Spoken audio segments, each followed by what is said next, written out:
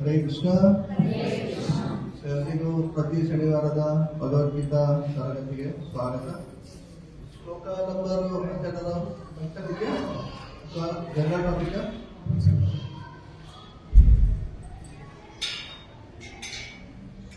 ಬರೋರ ಶ್ಲೋಕ ಆ ಥರ ಇದೆಯಾ? 6 ಚಾಪ್ಟರ್ 25 ಜಪದ ಬಗ್ಗೆ. ಓಕೆ,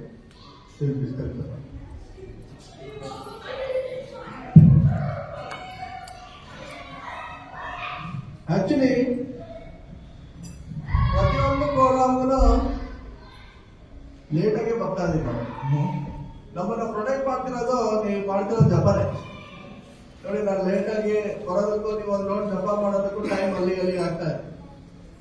ಸಪೋಸ್ ನೀವು ಕಾದು ಏನಾಗುತ್ತೆ, ಕೊನೆಗೆ ಕೋಪ ಬರುತ್ತೆ. ಇನ್ನ ಬಂದಿಲ್ಲ, ನಾವು ಬಂದು ವೇಟ್ ಮಾಡ್ತಾ ಇದೀವಿ, ಮನೆಗೆ ಬೇಗ ಹೋಗ್ಬೇಕು, ಹೊಟ್ಟೆ ಹಸಿತೆ, ಪ್ರಸಾದ ತಗೋಬೇಕು, ಹೌದಲ್ಲ? ಸೊ ಔಟ್ಸೈಡ್ ಭಕ್ತರೆಲ್ಲ ಇರೋದ್ರಿಂದ ಕಾರ್ಯಕ್ರಮದಲ್ಲಿ ಈ ತರ ಏನಾದ್ರು ಲೇಟ್ ಆದ್ರೆ, ಮೊನ್ನೆ ಏನೋ ಓದಿದ್ದೆ ಅನ್ಸುತ್ತೆ ನ್ಯೂಸ್ ಪೇಪರ್ ಅಲ್ಲಿ, ಎಲ್ಲೋ ಕೆನಡಾದಲ್ಲೋ London Madhuri Dixit half an hour late ಆಗಿ ಬಂದಿದ್ದು. ಅದಕ್ಕೆ ಜನ ಎಲ್ಲ ಅವ್ರ ಮೇಲೆ ಕಮೆಂಟ್ ಕೊಟ್ಟಿದ್ರು. ಸೊ ಅದೇ ರೀತಿ ಕೃಷ್ಣನ ಕೃಪೆಯಿಂದ, ಹರಿನಾಮ ಕೃಪೆಯಿಂದ ಸೊ ನಮ್ಮ ಒಂದು ಪ್ರೋಗ್ರಾಮ್ ಲೇಟ್ ಆದ್ರೂ ಜಪ ಮಾಡೋದ್ರಿಂದ ಅಲ್ಲಿಗೆ ಬ್ಯಾಲೆನ್ಸ್ ಆಗ್ತಾ ಇದೆ. Thank you very much. So ಅದಕ್ಕೆ ಇವತ್ತು ನಾವು ಜಪದ ಬಗ್ಗೆ ಸ್ವಲ್ಪ ಮಾತಾಡೋಣ. ಪ್ರಭುಗಳು ಶ್ಲೋಕ ಕಳಿಸಿದ್ರು, ಎತೋ ನಿಷ್ಠರತಿ ಮನಸ್ಥಿರರು ಅಸ್ಥಿರ. ಎಷ್ಟು ಜನಕ್ಕೆ ಜಪ ಮಾಡಬೇಕಾದ್ರೆ ಡೈಲಿ ಎಲ್ಲಾರು ಜಪ ಮಾಡ್ತಾ ಇರ? ಪ್ರತಿನಿತ್ಯ 1 2 4 16 64 16 ಮನಸ್ಸು ಹರಿನಾಮದಲ್ಲೇ ಇದೆ. ಯಾರು ಹೇಳ್ತೀರಾ? ಸೊ ನಿಮ್ಮ ಮನಸ್ಸು ಎಲ್ಲೂ ಹೋಗ್ತಾ ಇಲ್ಲ, ಬರೀ ಹರೇ ಕೃಷ್ಣ ಮಂತ್ರನೇ ಕೇಳಿಸ್ಕೊತಾ ಇದೀನಿ. ಯಾರ್ಯಾರು ಆ ತರ ಒಂದು ಸಿದ್ಧ ಒಂದು ಸ್ಟೇಜ್ ಅಲ್ಲಿ ಇದೀರಾ? ಸೊ ಮನಸ್ಸು ಏನ್ ಮಾಡುತ್ತೆ? ಹೋಗ್ತಾನೆ ಎತ್ತೋ ನಿಲ್ತಾರೆ. ಈಗ ಮಕ್ಕಳೆಲ್ಲ ಬೇಡ ಕ್ಲಾಸ್ ಕಳ್ಸಿದ್ರು. ಸಪೋಸ್ ಮಕ್ಕಳನ್ನ ಇಲ್ಲೇ ಕುಣಿಸ್ಕೊಂಡಿದ್ರೆ ಏನ್ ಮಾಡೋದು? ಗಲಾಟೆ ಮಾಡೋದು, ಅಲ್ಲೇ ಹೋಗೋದು, ಅಮ್ಮಂದಿರು ಅವ್ರಿಂದ ಹೋಗ್ಬೇಕು, ಎಲ್ಲಿ ಬಿದ್ದೋಯ್ತದೋ, ಎಲ್ಲಿ ಬೀಳಿಸ್ತದೋ, ಎಲ್ಲಿ ಕ್ಲಾಸ್ ಡಿಸ್ಟರ್ಬ್ ಆಗುತ್ತೋ, ಅವ್ರಿಂದ ಏನಾಯ್ತದೆ ಅಮ್ಮಂದಿರ ಹೋಗ್ತಾನೆ. ಅದೇ ರೀತಿ ಮನಸ್ಸು ಕೂಡ ಜಪ ಮಾಡ್ಬೇಕಾದ್ರೆ ಎಸ್ಪೆಷಲಿ ಎಲ್ಲ ಯೋಚನೆ ಮಾಡೋದು. ಸೊ ಇವತ್ತು ಕ್ಲಾಸ್ ಜಪ ಆದ್ಮೇಲೆ ನೆಕ್ಸ್ಟ್ ಏನ್ ಮಾಡ್ಬೇಕು, ನಾಳೆ ಏನ್ ಮಾಡ್ಬೇಕು, ಇದೊಂಥರ ಪ್ಲಾನಿಂಗ್ ಪ್ರೋಗ್ರಾಮ್ ಆಗಿದೆ ಜಪ ಸಿಸ್ಟಮ್, ಹೌದಲ್ಲ? ಬಟ್ ಆಕ್ಚುಲಿ ಜಪ ಮಾಡೋ ಉದ್ದೇಶ ಆ ರೀತಿ ನಮ್ಮ ಯೋಜನೆಗಳು ಹಾಕೊಳ್ಳೋದು, ಪ್ಲಾನಿಂಗ್ ಅಲ್ಲ. It's a pleasing programme. Pleasing ಅಂದ್ರೆ ಭಗವಂತನ ತೃಪ್ತಿಗೋಸ್ಕರ ನಾವು ಜಪ ಮಾಡಿ. ಹರೇ ಕೃಷ್ಣ ಕೃಷ್ಣ ಕೃಷ್ಣ ಹರೇ ಹರೇ, ಹರೇ ರಾಮ ರಾಮ ರಾಮ ಹರೇ ಹರೇ.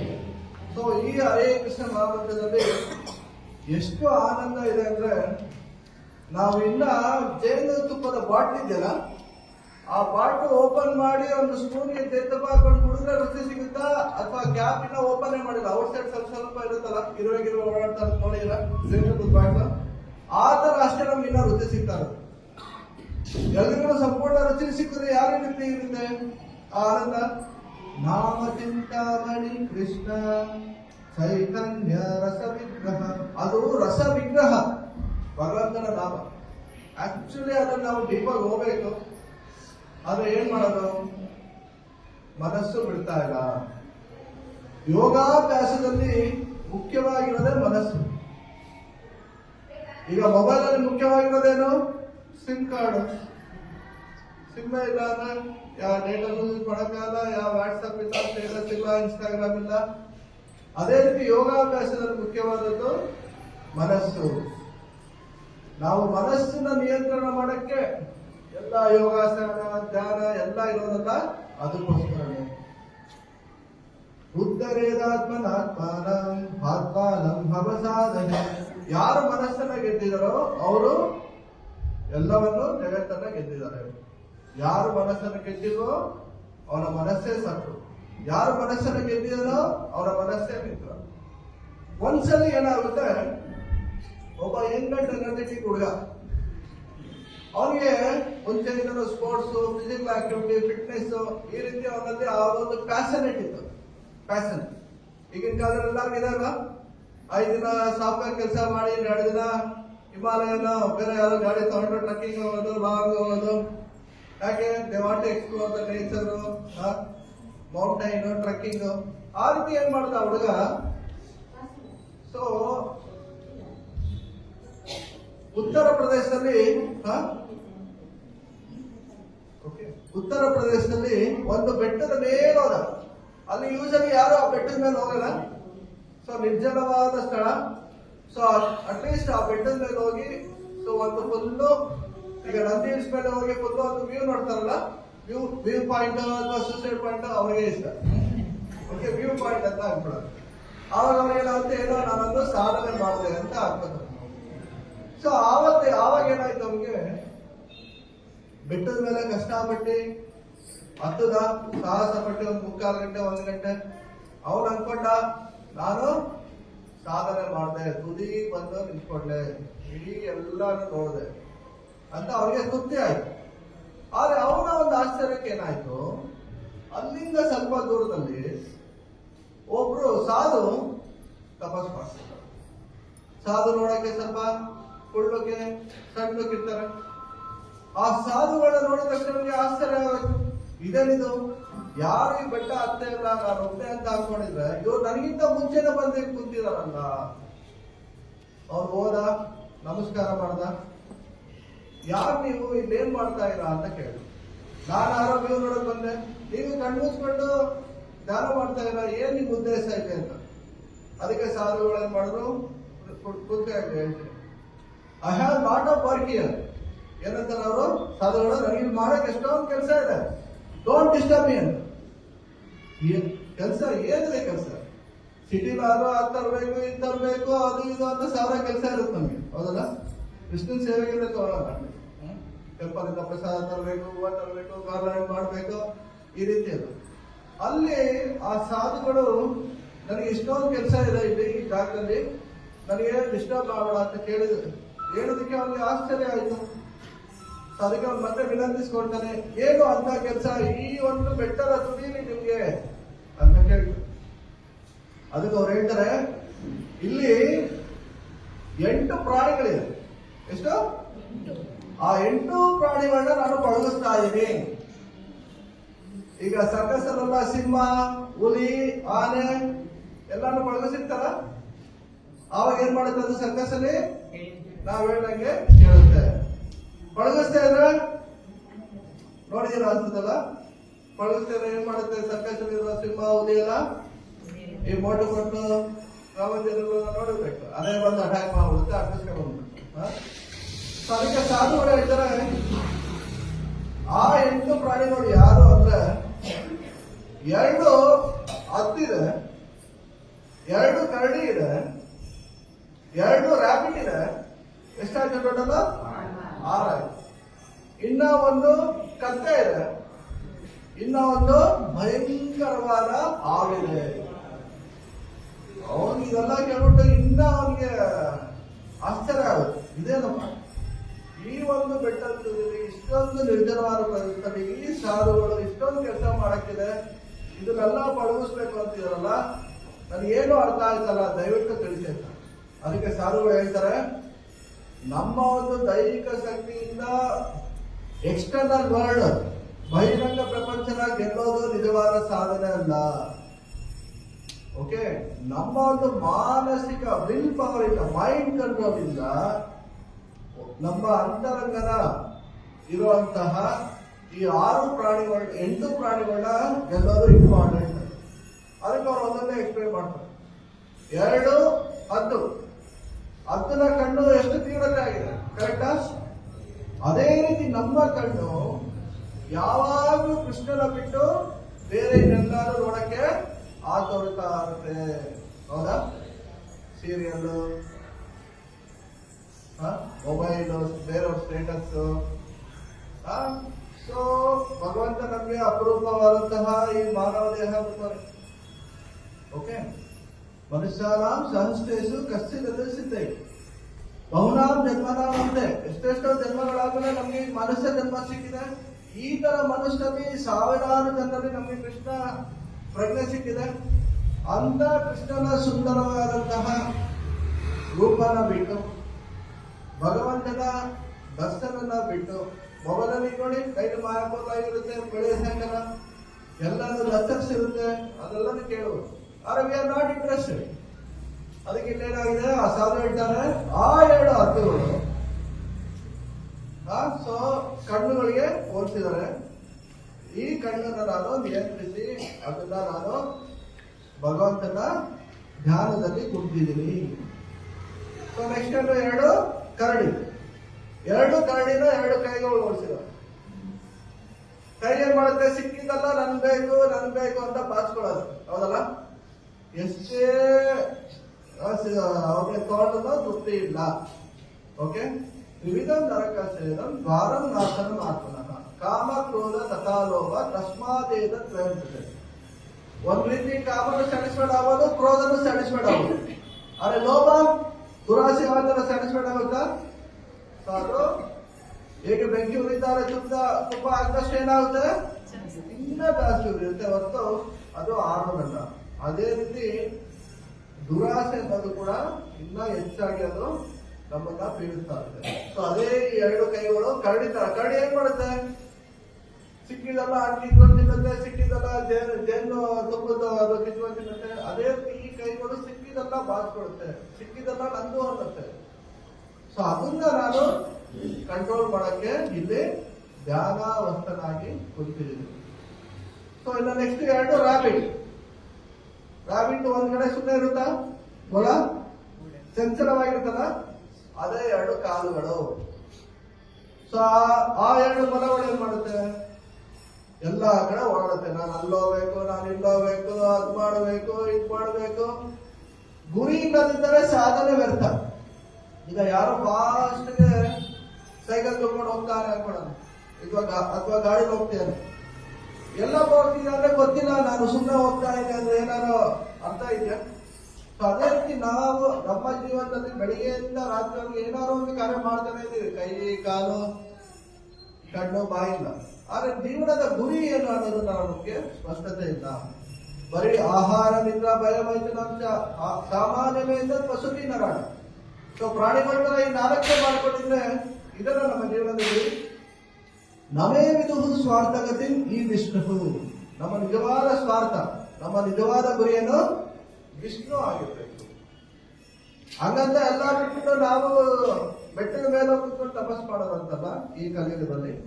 ಸೊ ಈ ಕಲಿಯುಗದಲ್ಲೇನೋ ಎಲ್ಲಾರ ತರ ನಾವು ಫ್ಯಾಕ್ಟ್ರಿ ಹೋಗ್ತೀವಿ, ಆಫೀಸ್ಗೆ ಹೋಗ್ತೀವಿ, ಮನೆ ಇದೆ, ಅಲ್ಲೂ ಎಲ್ಲ ಮಕ್ಕಳಿದ್ದಾರೆ, ಅವ್ರು ಓದಿಸ್ತಾರೆ, ಎಲ್ಲ ಮಾಡ್ತಾರೆ. ಆದ್ರೆ ಕೇಂದ್ರ ಬಿಂದು ಏನಿರ್ಬೇಕು, ಆವಾಗ ಏನಾಯ್ತು, ನಮ್ಗೆ ಒಂದು ತೃಪ್ತಿ ಸಿಗುತ್ತೆ. ಸಪೋಸ್ ಕೃಷ್ಣ ಕೇಂದ್ರ ಬಿಂದು ಇಲ್ಲ ಅಂದ್ರೆ, ಬೇರೆ ಇನ್ನೇನಾರೋ ಸ್ವಾರ್ಥತೆ ಇದ್ರೆ ಅಲ್ಲಿ ತೃಪ್ತಿ ನಮ್ಗೆ ಸಿಗಕ್ಕೆ ಚಾನ್ಸೇ ಇಲ್ಲ.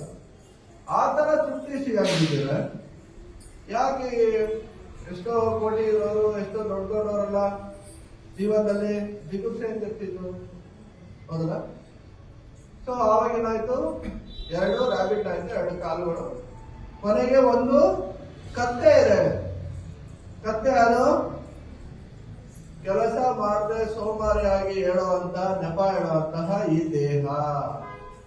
ಸ್ವಲ್ಪ ಅದು ತಗೊಬನ್ನಿ ಅಂದ್ರೆ, ಇಲ್ಲ ನಾನು ಮೊಬೈಲ್ ಹಾಕಿ ಮಾಡ್ತಾ ಇದ್ದೀನಿ, ಬೇರೆ ಏನೋ ಮಾಡ್ತಾ ಇದ್ದೀನಿ, ನನಗೆ ಸುಸ್ತಾಗಿದೆ ಅಂತ ಸೋಮಾರಿ. ಯಾವುದು ಕತ್ತೆನಲ್ಲ, ಸೋಮಾರಿ ಪ್ರಾಣಿಗಳಲ್ಲಿ ಸೋಮಾರಿ. ಸೊ ಅದಕ್ಕೊಂದು ಪಂಚತಂತ್ರದಲ್ಲಿ ಕತೆ ಓದಿದ್ದೆ. ಒಂದ್ಸರಿ ಏನ್ ಮಾಡ್ತಾನೆ, ಒಬ್ಬ ಕತ್ತೆ ಒಡೆಯ ಉಪ್ಪನ್ನ ಮೂಟೆ ಹಾಕ್ತಾನೆ, ಮಾರ್ಕೆಟ್ ಅಲ್ಲಿ ತಗೊಂಡು ಇವಾಗ ಮನೆಗೆ ಹೋಗ್ಬೇಕು, ಮನೆಗೆ ತಗೊಳ್ಳೋಣ ಅಂತ. ಮಧ್ಯದಲ್ಲಿ ಮಳೆ ಬಂದು ಸ್ವಲ್ಪ ನೀರು ತುಂಬಿಬಿಡುತ್ತೆ, ಆ ಕತ್ತೆನೂ ಕೂಡ ಸ್ಲಿಪ್ ಆಗಿ ಬಿಡೋದು. ಏನಾಯ್ತು, ಉಪ್ಪು ಭಾರ ಖುಷಿ ಆಯ್ತು, ಭಾರ ಇಲ್ಲ ನನಗೆ, ಆರಾಮಾಗಿ ಕರ್ಕೊಂಡು ಹೋಗೋದು. ನೋಡಿ ಸೋಮಾರಿ, ಏನೋ ಒಂದು ಆಲಸ್ಯ. ಆಮೇಲೆ ನೆಕ್ಸ್ಟ್ ಏನೋ ಅವನೇನ್ ಮಾಡ್ತಾನೆ, ಉಪ್ಪು ತಗೋತಾನೆ, ನೆನ್ನೆ ತಗೊಳ್ಳಿಲ್ಲ, ಮನೇಲಿ ಕೇಳ್ತಿದಾರೆ ಹೆಂಡತಿ ಇಂತ ಅರ್ಧ ಗೊತ್ತಲ್ಲ ಅಂತ ಅಂದ್ಬಿಟ್ಟು ಉಪ್ಪು ತಗೋತಾನೆ. ಆವತ್ತೇನ್ ಮಾಡ್ತದ ಜಾರ್ ಹಾಕಿ ಬಿಡೋದು ಬೇಕು ಅಂತ ಇವ್ರು ಅಬ್ಸರ್ವ್ ಮಾಡ್ತಾರೆ. ಯಾಕೆ ಇವತ್ತಿದಂಗೆ ಮೋಸ್ಟ್ಲಿ ಇದು ನನಗೆ ಮಾಡ್ತಿದೆ ಅಂದ್ಬಿಟ್ಟು ಆವತ್ತಿನ ದಿನ ಉಪ್ಪೇನಾಯ್ತು ಕರ್ಗೋಯ್ತು. ನೆಕ್ಸ್ಟ್ ಡೇ ಏನ್ ಮಾಡ್ದ, ಇವತ್ತಿನ ಕತ್ತೆ ಬುದ್ಧಿ ಕಲಿಸ್ಬೇಕು ಅಂತ ಏನ್ ಮಾಡ್ದ, ಕಾಟನ್ ಹತ್ತಿನ ಇಟ್ಬಿಟ್ಟ. ಕಾಟನ್ ಹತ್ತಿದು ಅದಕ್ಕೆ ಗೊತ್ತಾದಕ್ಕೆ ಏನಿದೆ ಅಂತ ಅದೇನ್ ಮಾಡುತ್ತೆ, ಇವತ್ತು ಕೂಡ ಭಾರ ಕಮ್ಮಿ ಆಗಲಿ ನನಗೆ ಅಂದ್ಬಿಟ್ಟು ನೀರಲ್ಲಿ ಬಿಡೋಗುತ್ತೆ. ಏನಾಯ್ತು, ಕಾಟನ್ ನೀರು ಅಬ್ಸರ್ವ್ ಮಾಡಿದ ತಕ್ಷಣ ಹೆವಿ ವೆಯ್ಟ್ ಆಗುತ್ತೆ. ಆವಾಗ ಒಂದು ಹೊಡಿತಾರೆ ಕೋಲಲ್ಲಿ, ಎದ್ದಾಡು ನಡಿ ಇಷ್ಟು ದಿನ ಡ್ರಾಮಾ ಮಾಡಿದ್ ಸಾಕು. ಸೊ ಈ ರೀತಿ ನಮ್ಮ ದೇಹನು ಕೂಡ ಎಷ್ಟು ನಾವು ಭಗವಂತನಿಗೆ ಸೇವೆ ಮಾಡೋಕ್ಕಾಗುತ್ತೋ ಅಷ್ಟು ನಾವು ಉಪಯೋಗಿಸ್ಕೋಬೇಕು. ನೋಡಿ, ಪ್ರಭುಪಾದವರು 70 ವರ್ಷ ಆದ್ಮೇಲೂ ಕೂಡ ಆ ಒಂದು ಓಲ್ಡ್ ಏಜ್ ಅಲ್ಲಿ ಇಡೀ ಎಲ್ಲಾ ಕಡೆ ಹೋಗಿ ಪ್ರಚಾರ ಮಾಡಿ ಅವರು ಎಷ್ಟೋ ಶ್ರಮ ಮಾಡ್ತಾರೆ. ಆದ್ರಿಂದ ಕೃಷ್ಣ ಪ್ರಜ್ಞೆ ನಮ್ಗೆ ರಿಟೈರ್ಮೆಂಟ್ ಅನ್ನೋದೇ ಇಲ್ಲ. ಯಾವಾಗ ನಾವು ಭಗವಂತನ ಸೇವೆ ಒಂದಲ್ಲ ಒಂದು ರೀತಿಯಲ್ಲಿ ನಮ್ಮ ಕೆಪಾಸಿಟಿ ತಕ್ಕಂಗೆ ಮಾಡ್ಬೋದು. ಯಾರು ಹೇಳಕ್ಕಾಗುತ್ತಾ ನಾನೇನು ಸೇವೆ ಮಾಡಕ್ ಆಗಲ್ಲ ಅಂತ? ಒಂದು ಚಿಕ್ಕ ಮಗನು ಕೂಡ ಏನೋ ಒಂದು ಮಾಲೆ ತಗೊಂಡು ಎಲ್ಲಾರು ಕೊಡೋದು, ಅಥವಾ ಪ್ರಸಾದ ತಟ್ಟೆ ನೀರು ಕೊಡೋದು. ಸೊ ಏನಾದ್ರು ಆಗದೆ ಇರೋರು ಕೂಡ ಕೂತ್ಕೊಂಡು ಜಪ ಮಾಡೋದು, ಭಾಗವತ ಓದ್ಬೋದು, ಅಥವಾ ಭಗವಂತನಿಗೆ ಹೂವ ಇದು ಮಾಡೋದು. ಏನೋ ಒಂದು ಸೇವೆ ನಾವು ಭಗವಂತನ ಇದಕ್ಕೆ ಮಾಡ್ಬೋದು ಮನಸ್ಸಿರ್ತಾರೆ.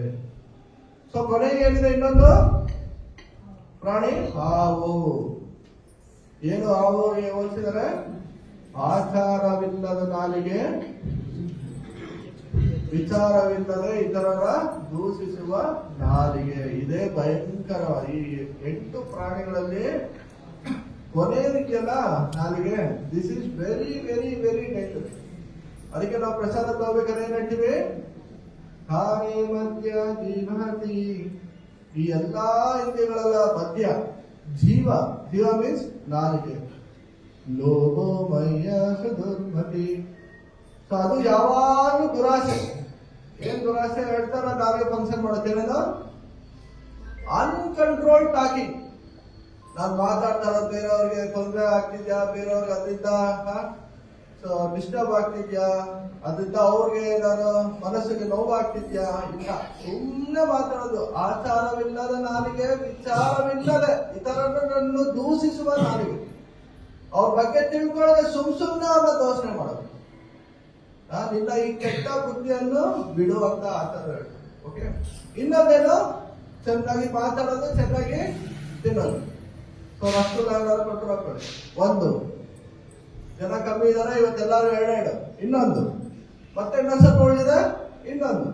ಏನಾಗುತ್ತೆ, ಜಾಸ್ತಿ ತಿಂದ್ರೆ ಏನಾಗುತ್ತೆ? ಸೊ ನಾಳೆ ಬೆಳಿಗ್ಗೆ ಅಲ್ಲಿ ಹೊಟ್ಟೆ ನೋವು ಉಂಟಾಗುತ್ತೆ, ಹೌದಲ್ಲ? ಸೊ ಅದಕ್ಕೆ ಹೊಟ್ಟೆ ನೋವಿಗೆ ಏನ್ ಮಾಡ್ತಾರೆ, ನಾಳೆ ಏನು ತಿನ್ಬೇಡಿ, ಉಪವಾಸ ಇರಿ ಅಂತ ಡಾಕ್ಟರ್ ಹೇಳ್ತಾರೆ, ಹೌದಾ? ಅಥವಾ ಮದ್ಯ ತಗೊಳ್ಳಿ, ಮೊಸರು ತಿನ್ನಿ ಅಂತ ಹೇಳ್ತಾರೆ. ಅದೇ ಜಾಸ್ತಿ ಮಾತಾಡ್ತಾ ಏನಾಗುತ್ತೆ, ಬೇರೆಯವ್ರ ಮೇಲೆ ಜಗಳ ಸ್ಟಾರ್ಟ್ ಆಗುತ್ತೆ. ಈ ಕಪ್ಪೆ ಏನ್ ಮಾಡುತ್ತೆ, ಮಳೆಗಾಲದಲ್ಲಿ ಹೊಟ್ಬಿಡ್ತಾ ಇರುತ್ತೆ. ಅದು ಸೈಲೆಂಟ್ ಆಗಿದ್ರೆ ಅದು ಜೀವ ಹೊಡಿಯುತ್ತೆ. ಆ ಹೊಟ್ಬಿಟ್ಟೋದ್ರಿಂದ ಏನಾಯ್ತು, ಹಾವಿಗೆ ಇಲ್ಲಿ ನನ್ನ ಆಹಾರ ಇದೆ ಅಂತ ಹುಡ್ಕೊಂಡು ಬಂದು ಅದನ್ನ ಕ್ಯಾಚ್ ಹಾಕೊಳ್ಳುತ್ತೆ. ಸೊ ಇಲ್ಲಿ ಯಾರು ಅವರ ಸಮಸ್ಯೆನ ಯಾರು ಬರಮಾಡ್ಕೊಂಡ್ರು, ಅವರೇ ಬರಮಾಡ್ಕೊಂಡ್ರು. ಸೊ ಇಲ್ಲಿ ಸಾಧು ಏನ್ ಹೇಳಿದ, ನಾವು ಇದನ್ನ ನಿಯಂತ್ರಿಸ್ತಿದ್ರೆ ಇಡೀ ಜಗತ್ತನ್ನೇ ನಾವು ಗೆದ್ರು ದೇರ್ ಇಸ್ ನೋ ಯೂಸ್. ಇದಕ್ಕೆ ಬೈಬಲ್ ಅಲ್ಲಿ ಕೂಡ ಒಂದು ವರ್ಡ್ ಇದೆ, what is the use of winning the own world if you lose your own soul. ನೀನು ಇಡೀ ಜಗತ್ತಿನ ವಿನ್ ಆದ್ರೂ ಏನು ಉಪಯೋಗ, ನಿನ್ನ ಆತ್ಮನೇ ನೀನು ಕಳ್ಕೊಂಡ್ರೆ. ಅಲೆಕ್ಸಾಂಡರ್ ಕೇಳಿದೀವಲ್ವ ಸ್ಟೋರಿ,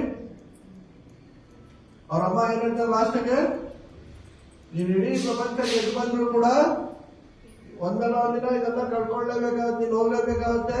ಅದಕ್ಕೆ ನೀನೇನ್ ಮಾಡು, ಸಾಧುಗಳ ಹತ್ರ ಹೋಗಿ ಅವರಿಂದ ತಿಳ್ಕೊ ಅಂತ. ಅವನೇನ್ ಮಾಡ್ತಾನೆ, ಸಾಧುಗಳ ಹತ್ರ ಕರ್ಕ ಬನ್ನಿ ಅಂತ. ಅಲ್ಲೊಬ್ಬ ಸಾಧು ತಪಸ್ ಮಾಡ್ತಿರ್ತಾರೆ. ಅವ್ರನ್ನ ನೋಡಿದ ತಕ್ಷಣ ಇವನು ತನ್ನ ರಥದ ಮೇಲೆ ಹೇಳ್ತಾನೆ ಕರ್ಕೊಂಬನ್ನಿ ಅಂತ. ಅದಕ್ಕೆ ಸಾಧು ಏನ್ ಮಾಡ್ತಾರೆ, ನನಗೆ ಯಾವ ಆಸೆ ಆಕಾಂಕ್ಷೆ ಇಲ್ಲ, ರಾಜನು ಒಂದೇ, ಮಂತ್ರಿನೂ ಒಂದೇ, ಜನರು ಒಂದೇ, ಅವನ್ ಬೇಕಾದ್ರೆ ಅವನೇ ನನ್ನ ಹತ್ರ ಬಂದೆ, ನಾನ್ ಬರಲ್ಲ ಅಂತ. ಅದನ್ನ ತದ್ವಿಧಿ ಪ್ರಣಿಪಾತೇನ ಪರಿಪ್ರಶ್ನೆಯ ಸೇವೆ. ಕೃಷ್ಣ ಹೇಳ್ತಿದ್ರೆ ನಮಗೆ ಜ್ಞಾನ ಬೇಕು ಅಂದ್ರೆ ನಾವು ಗುರುಗಳ ಹತ್ರ ಹೋಗ್ಬೇಕು. ಗುರುಗಳೇ ನಮ್ಮನ್ನ ಬಂದು ಹೇಳ್ಕೊಂಡ್ರೆ ಆ ಜ್ಞಾನಕ್ಕೆ ಬೆಲೆ ಇದೆಯಾ? ಹೊಟ್ಟೆ ಆಶೀರ್ವಾದ ಅಂತಾನೆ ಊಟ ರುಚಿ ಇಲ್ಲ ಅಂದ್ರೆ ಏನಾಗುತ್ತೆ? ಹೊಟ್ಟೆ ತಿಂದಾಗ ತಿನ್ನ ನಾನು ಇನ್ನೊಂದು ಮಾಡಿದೀನಿ ಪಲಾವ್ ತಿನ್ನು ಅದಕ್ಕೆ ಏನ್ ಮಾಡ್ತಾರೆ, ನನ್ಗೆ ಬೇಡ. ಸೊ ಅದೇ ರೀತಿ ಇಲ್ಲೇನಾಯ್ತು, ಅಲೆಕ್ಸಾಂಡರ್ ಹೋಗಿ ನಡ್ಕೊಂಡು ಹೋಗ್ತಾರೆ. ಅವ್ರ ಹತ್ರ ಆತ್ಮಜ್ಞಾನನ ಸ್ವಲ್ಪ ಮಟ್ಟಿಗೆ ತಿಳ್ಕೊಂಡು ಅವ್ರ ತಾಯಿಗೂ ಹೋಗ್ಬಿಟ್ಟು ಅದನ್ನ ಹೇಳ್ತಾರೆ. ಕೊನೆಗೆ ಅಲೆಕ್ಸಾಂಡರ್ ಏನ್ ಹೇಳ್ತಾನೆ, ನಾನು ಸತ್ತಾಗ ನನ್ನ ಕೈಯನ್ನ ಕಬ್ಬಿನಿಂದ ಆಚೆ ಹಾಕಿ. ಯಾಕೆ? ಬರುವಾಗ ಈಗ ಹೋಗ್ಬೇಕಾದ್ರೆ ನೋಡಿ, ಅಲೆಕ್ಸಾಂಡರ್ ದಿ ಗ್ರೇಟ್ ಇಡೀ ಪ್ರಪಂಚನೇ ಗೆದ್ದು. ಸೊ ನಾವೆಲ್ಲ ಯಾರು? ಅದಕ್ಕೆ ಸ್ವಲ್ಪ ಬುದ್ಧಿವಂತರಾಗಿರ್ಬೇಕು. ಅದಕ್ಕೆ ಇದನ್ನ ಬುದ್ಧಿ ಯೋಗ ಅಂತ ಏನಂದ್ರೆ, ಬುದ್ಧಿ ಯೋಗ. ಬುದ್ಧಿ ಯೋಗ ಅಂದ್ರೆ ಸ್ವಲ್ಪ ಬುದ್ಧಿವಂತಿಕೆಯಿಂದ ನಮ್ಮ ದಿನನಿತ್ಯದ ಕಾರ್ಯಗಳನ್ನ ಕೃಷ್ಣನ ಪ್ರಜ್ಞೆಯಲ್ಲಿ ಕೃಷ್ಣನ ತೃಪ್ತಿಗೋಸ್ಕರ ಮಾಡಿದ್ರೆ ನಮ್ಗೆ ಅಧಿಕ ಲಾಭ ಇದೆ. ಓಕೆ. ಆಮೇಲೆ ಏನ್ ಮಾಡ್ದ, ಎಲ್ಲಾ ಗೋಲ್ಡ್ ಕಾಯಿನ್ಸ್ ನ ಹೆಸರು ಹಿಂಗೆ ಕಳ್ಳಪುರಿ ಹೂವ ಎಲ್ಲ ಹೆಸರಿದಾರಲ್ಲ, ಅವನೇನ್ ಹೇಳ್ದ, ಗೋಲ್ಡ್ ಕಾಯಿನ್ಸ್ ಹೆಸರು. ಯಾಕೆ? ಯಾ ಚಿನ್ನ ದುಡ್ಡು ಏನು ಒಬ್ಬನ ರಕ್ಷಿಸಲ್ಲ, ಸಾವು ಬಂದಾಗ ಕಾಪಾಡುತ್ತ.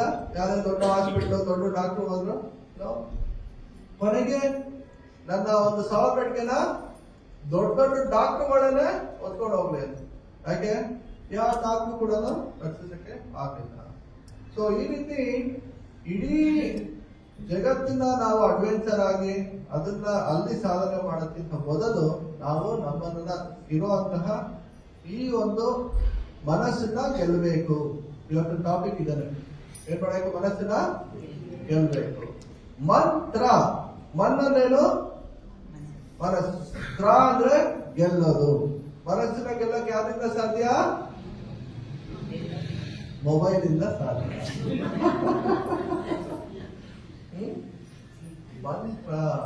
ಮಂತ್ರದಿಂದ ಮಾತ್ರ ಮನಸ್ಸನ್ನ ಗೆಲ್ಲಕ್ಕೆ ಸಾಧ್ಯ ಹೊರತು ಇನ್ಯಾರಿಂದಲೂ ಸಾಧ್ಯ ಇಲ್ಲ ಅಂತ ಕೃಷ್ಣ ಹೇಳ್ಬಿಟ್ಟಿದ್ದಾರೆ. ಯಥೋ ಯಥೋ ನಿಶ್ಚಲತೆ ಮನಶ್ಚಂಚಲ ಅಸ್ಥಿರ. ಮನಸ್ಸು ತನ್ನ ಚಂಚಲವಾದಂತಹ ಸ್ವಭಾವದಿಂದ ಯಾವಾಗಲೂ ಅಸ್ಥಿರ. ಹೌದಲ್ಲ? ಕುತ್ಕೊಂಡು ಜಪ ಮಾಡಿ ಮನಸ್ಸು ಎಷ್ಟು ಬೇಗ ಬೇರೆ ಕಡೆ ಹೊರಟೋಗುತ್ತೆ. ಆದ್ರೆ ಕೃಷ್ಣ ಹೇಳ್ತಾರೆ, ಆತ್ಮನೇವ ವಶನ, ಆದ್ರೆ ಅದನ್ನ ರೆಗ್ಯುಲೇಟ್ ಮಾಡಬೇಕು. ಈಗ ಇದನ್ನ ಒಂದು ಬಲೂನ್ ಹಾಕ್ಬೇಡಿ, ಊದಿಲ್ಲ, ಹಿಂಗೆ ಹೆಸರು ಏನಾಗುತ್ತೆ, ಗ್ರಾವಿಟೇಷನ್ ಫೋರ್ಸ್ಗೆ ಕೆಳಗೆ ಬೀಳುತ್ತೆ. ಅದೇ ಇದನ್ನ ಊದಿದ್ರೆ ಒಳ್ಳೆ ನೈಟ್ರೋಜನ್ ಹಾಕಿದ್ರೆ ಅಲ್ಲೇ ಹಾಕೊಂಡು ಮೇಲ್ಗಡೆ ಹೋಗುತ್ತೆ. ಅದೇ ರೀತಿ ಮನಸ್ಸು ಚಂಚಲ, ಅದು ಬೈ ಡಿಫಾಲ್ಟ್ ಅದು ನ್ಯಾಚುರಲ್. ಏನ್ ಇವತ್ತು ಕ್ಲಾಸ್ ಕೇಳಿದ ತಕ್ಷಣ ನಾಳೆ ಮನಸ್ಸು ಒಪ್ಕೊಬಿಡಲ್ಲ. ಹೌದಾ? ಈಗ ಮಗು ಒಂದು 6 ತಿಂಗಳು ನಡೆಯಕ್ಕೆ ಸ್ಟಾರ್ಟ್ ಮಾಡ್ತಾವ ಅಂದ್ರೆ ಎಷ್ಟು % ಚಿಂತೆ ಮಾಡ್ತದ? ಒಂದು 10 ವರ್ಷ ಬೇಕಾ? ಅದು ಹೇಳಿ ಅದನ್ನ ಮಾಡು, ಈ ಚಾಪ್ಟರ್ ಬೇಕಾದ್ರೆ ಚಿಂತೆ ಮಾಡು. ಈ ರೀತಿ ಮನಸ್ಸನ್ನು ಕೂಡ ನಿಯಂತ್ರಿಸ್ಬೇಕಂದ್ರೆ ಎಷ್ಟೋ ವರ್ಷ ಹೊಡ್ಬೇಕು. ಇಮ್ಮಿಡಿಯೇಟ್ ಆಗಿ ನಾವೇನೇ ಆಗಲ್ಲ. ಆದ್ರೆ ಹೇಗೆ ಮಕ್ಕಳಿಗೆ ನಾವು ಪ್ರತಿದಿನಲ್ಲೂ ಡಿಸಿಪ್ಲೈನ್ ಕಲಿಸ್ತೀವೋ ಅದೇ ರೀತಿ ಮನಸ್ಸಿಗೂ ಕೂಡ ಎವ್ರಿ ಡೇ ಡಿಸಿಪ್ಲೈನ್ ಆಗಿ ನಾವು ಅದಕ್ಕೆ ಗೈಡ್ ಮಾಡಬೇಕು. ಹೇಗೆ ತಾಯಂದಿರು ಮಕ್ಕಳನ್ನ ಗೈಡ್ ಮಾಡ್ತಾರೋ ಹಾಗೆ ಮನಸ್ಸನ್ನ ಬುದ್ಧಿಯಿಂದ ಗೈಡ್ ಮಾಡಬೇಕು. ಏವಂ ಬುದ್ಧೆ ಪರಂ ಬುದ್ಧ ಸಂಸ್ಥವ್ಯಾತ್ಮಾನಂ ಆತ್ಮನಂ. ಪರಂ ಬುದ್ಧಿ ಅಂದ್ರೆ ಆಧ್ಯಾತ್ಮಿಕ ಬುದ್ಧಿಯಿಂದ, ಮೆಟೀರಿಯಲ್ ಬುದ್ಧಿಯಿಂದ ಮನಸ್ಸನ್ನು ಕಂಟ್ರೋಲ್ ಆಗಲ್ಲ. ಡೈಲಿ ಬೆಳೆಯುವಂತ ಮಾರ್ನಿಂಗ್ ಗುಡ್ ಮಾರ್ನಿಂಗ್ ಮೆಸೇಜ್ ಅಥವಾ ಆ ಒಂದು ಕೋರ್ಸ್ ಈ ಕೋರ್ಸ್ ಅಂತ ಕಳಿಸ್ಬೋದು. ಮೈಂಡ್ ಬಗ್ಗೆ, ರಿಲೇಶನ್ಶಿಪ್ ಬಗ್ಗೆ ಎಲ್ಲ ವಾಟ್ಸಪ್ ಅಲ್ಲಿ ನೋಡಿದಿರ? ಯಾರು ಎಷ್ಟು ಜನ ಫಾಲೋ ಮಾಡ್ತಾರ ಅದನ್ನ? ಯಾರು ಫಾಲೋ ಮಾಡ್ತಾರೆ? ಹೌದಲ್ಲ? ರಿಲೇಶನ್ಶಿಪ್ ಅಂದ್ರೆ ಹಿಂಗೆ, ಅಥವಾ ವಾಟ್ಸಪ್ ಮೆಸೇಜ್ ಅಲ್ಲಿ ಹಿಂಗೆ ಮೈಂಡ್ ಕಂಟ್ರೋಲ್ ಅಂತ ಏನೇನೋ ಹಾಕ್ಬೋದು. ಬಟ್ ಅನ್ಲೆಸ್ ಇಟ್ ಈಸ್ ಆಧ್ಯಾತ್ಮಿಕ ಬುದ್ಧಿ, ಕೃಷ್ಣನಿಂದ ಬಂದಿರುವಂತ ಆ ಒಂದು ನಾಲೆಡ್ಜ್ ನ ಮೈಂಡ್ ಅಪ್ಲೈ ಮಾಡದಿದ್ರೆ ಏನು ಸಾಧ್ಯ ಇಲ್ಲ. ಈಗ ಹೇಗೆ ಪ್ರಭುಪಾದವರು ಅಮೆರಿಕ ಹೋಗಿ ಅಂತ ಒಂದು ದೇಶದಲ್ಲಿ ನಾವೇನ್ ಇವಾಗ ನೋಡ್ತಾ ಇರೋ ಸಿಚುವೇಶನ್ ಅದು ಆಗಲೇ ಇತ್ತು 1977. ಅಂತ ಒಂದು ಡಿಸ್ಟರ್ಬೆನ್ಸ್ ಇರುವಂತ ಒಂದು ಕಂಟ್ರಿಲಿ, ಅಡ್ವಾನ್ಸ್ ಕಂಟ್ರಿಲಿ ಹೇಗೆ ಪ್ರಭುಪಾದ ದೊಡ್ಡ ದೊಡ್ಡ ಭಕ್ತರೆಲ್ಲ ಮಾಡೋದು ಅವ್ರನ್ನ? Because of Bhagavad Gita, spiritual knowledge. ಬೇರೆ ಇನ್ಯಾವ ಜನರಲ್ ನಾಲೆಜ್ ಇಂದ ಅಥವಾ ಮಾರಲ್ ನಾಲೆಜ್ ಇಂದ ಇದು ಆಗಲ್ಲ. ಓಕೆ, ಆ ಟೈಮ್ ಈಗಲ್ಲದು ಯೂಸ್ ಆಗುತ್ತೆ ಹೊರತು ಡೈಲಿ ಪ್ರಾಕ್ಟೀಸ್ ಅದು ಆಗಲ್ಲ. ಅದಕ್ಕೆ ಮನಸ್ಸನ್ನು ನಾವೇನ್ ಮಾಡಬೇಕು? ಯಥೋ ನಿಶ್ಚಲತೆ ಮನಶ್ಚಂಚಲ ಅಸ್ಥಿರ. ಮನಸ್ಸು ಚಂಚಲವಾದದ್ದು ಬೈ ಡಿಫಾಲ್ಟ್. ಹೇಗೆ ಒಂದು ಆಬ್ಜೆಕ್ಟ್ ಮೇಲೆಸಿದ್ರೆ ಅದು ಗ್ರಾವಿಟೇಷನ್ ಫೋರ್ಸ್ಗೆ ಬಿದ್ದೇ ಬಿಡುತ್ತೆ. ಆದ್ರೆ ಅದೇ ಮನಸ್ಸನ್ನ ಕೃಷ್ಣನಲ್ಲಿ ನಿಲ್ಲಿಸಿದಾಗ, okay, if you develop Krishna concept, ಆವಾಗ ಏನಾಗುತ್ತೆ? ಮನಸ್ಸು ಔಟ್ಸೈಡ್ ಡಿಸ್ಟರ್ಬ್ ಆಗಲ್ಲ. ಓಕೆ, ಈಗ ಅಲ್ಲಿ ಸಾಧುಗಳು ಅವರು ತಮ್ಮ ಮನಸ್ಸನ್ನು ನಿಯಂತ್ರಿಸಿದ್ರು, ಔಟ್ಸೈಡ್ ಡಿಸ್ಟರ್ಬ್ ಆಯ್ತು. ಅದೇ ಆ young boy is attracted to everything. ಹೌದಲ್ಲ? ನನಗೆ ಅದು ಬೇಕು, ನನಗೆ ಇದು ಬೇಕು, ನಾನು ಅದು ನೋಡ್ಬೇಕು. ಯಾರು ಮನಸ್ಸನ್ನು ನಿಯಂತ್ರಿಸಿದನೋ internally, it is like a nitrogen gas. ಆ ಬಲೂನು ಆಡ್ತಿದೆ. ಅದೇ ರೀತಿ ಮನಸ್ಸು ಯಾರು ಅಂತರಂಗದಲ್ಲಿ ನಿಯಂತ್ರಿಸಿದನೋ ಅವನು ಔಟ್ಸೈಡ್ ವರ್ಲ್ಡ್ ಅಲ್ಲಿ ಇದ್ರೂ ಕೂಡ ಪದ್ಮ ಪತ್ರ ವಿವಾಂಬಸ, ಪದ್ಮದ ಎಲೆ ಮೇಲೆ ನೀರಿದ್ರೆ ಅಂಟ್ಕೊಡುತ್ತಾ? ಇಲ್ಲ. ಸೊ ಅದೇ ರೀತಿ ಅವನು ಕೂಡ ಈ ಪ್ರಪಂಚದಲ್ಲಿ ಇದ್ರೂ ಕೂಡ ಅವನು ಅದಕ್ಕೆ ತಾಕಲ್ಲ. ಈಗ ಕಾಯಿ ಇದೆ, ಕಾಯಿ ಇದೆ, ಹಂಗೆ ಒಣಗ್ತಾ ಒಣಗ್ತಾ ಒಣಗ್ತಾ ಅದೇನಾಗುತ್ತೆ? ಕೊಬ್ಬರಿ ಆಗುತ್ತೆ. ಅಲ್ಲಾಡ್ಸಿದ್ರೆ ಸೌಂಡ್ ಬರುತ್ತಾ? ಅದೇ ಕೊಬ್ಬರಿ ಆದ್ಮೇಲೆ ಚಿಪ್ಪರೊಡೆ ಇದ್ರು ಸೌಂಡ್ ಬರುತ್ತೆ. ಹೌದಲ್ಲ? ಚಿಪ್ಪರೊಡೆ ಇದೆ, ಆಗ ಆ ಚಿಪ್ಪದ ಅಂಟ್ಕೊಂಡಿಲ್ಲ. ಕರೆಕ್ಟಾ?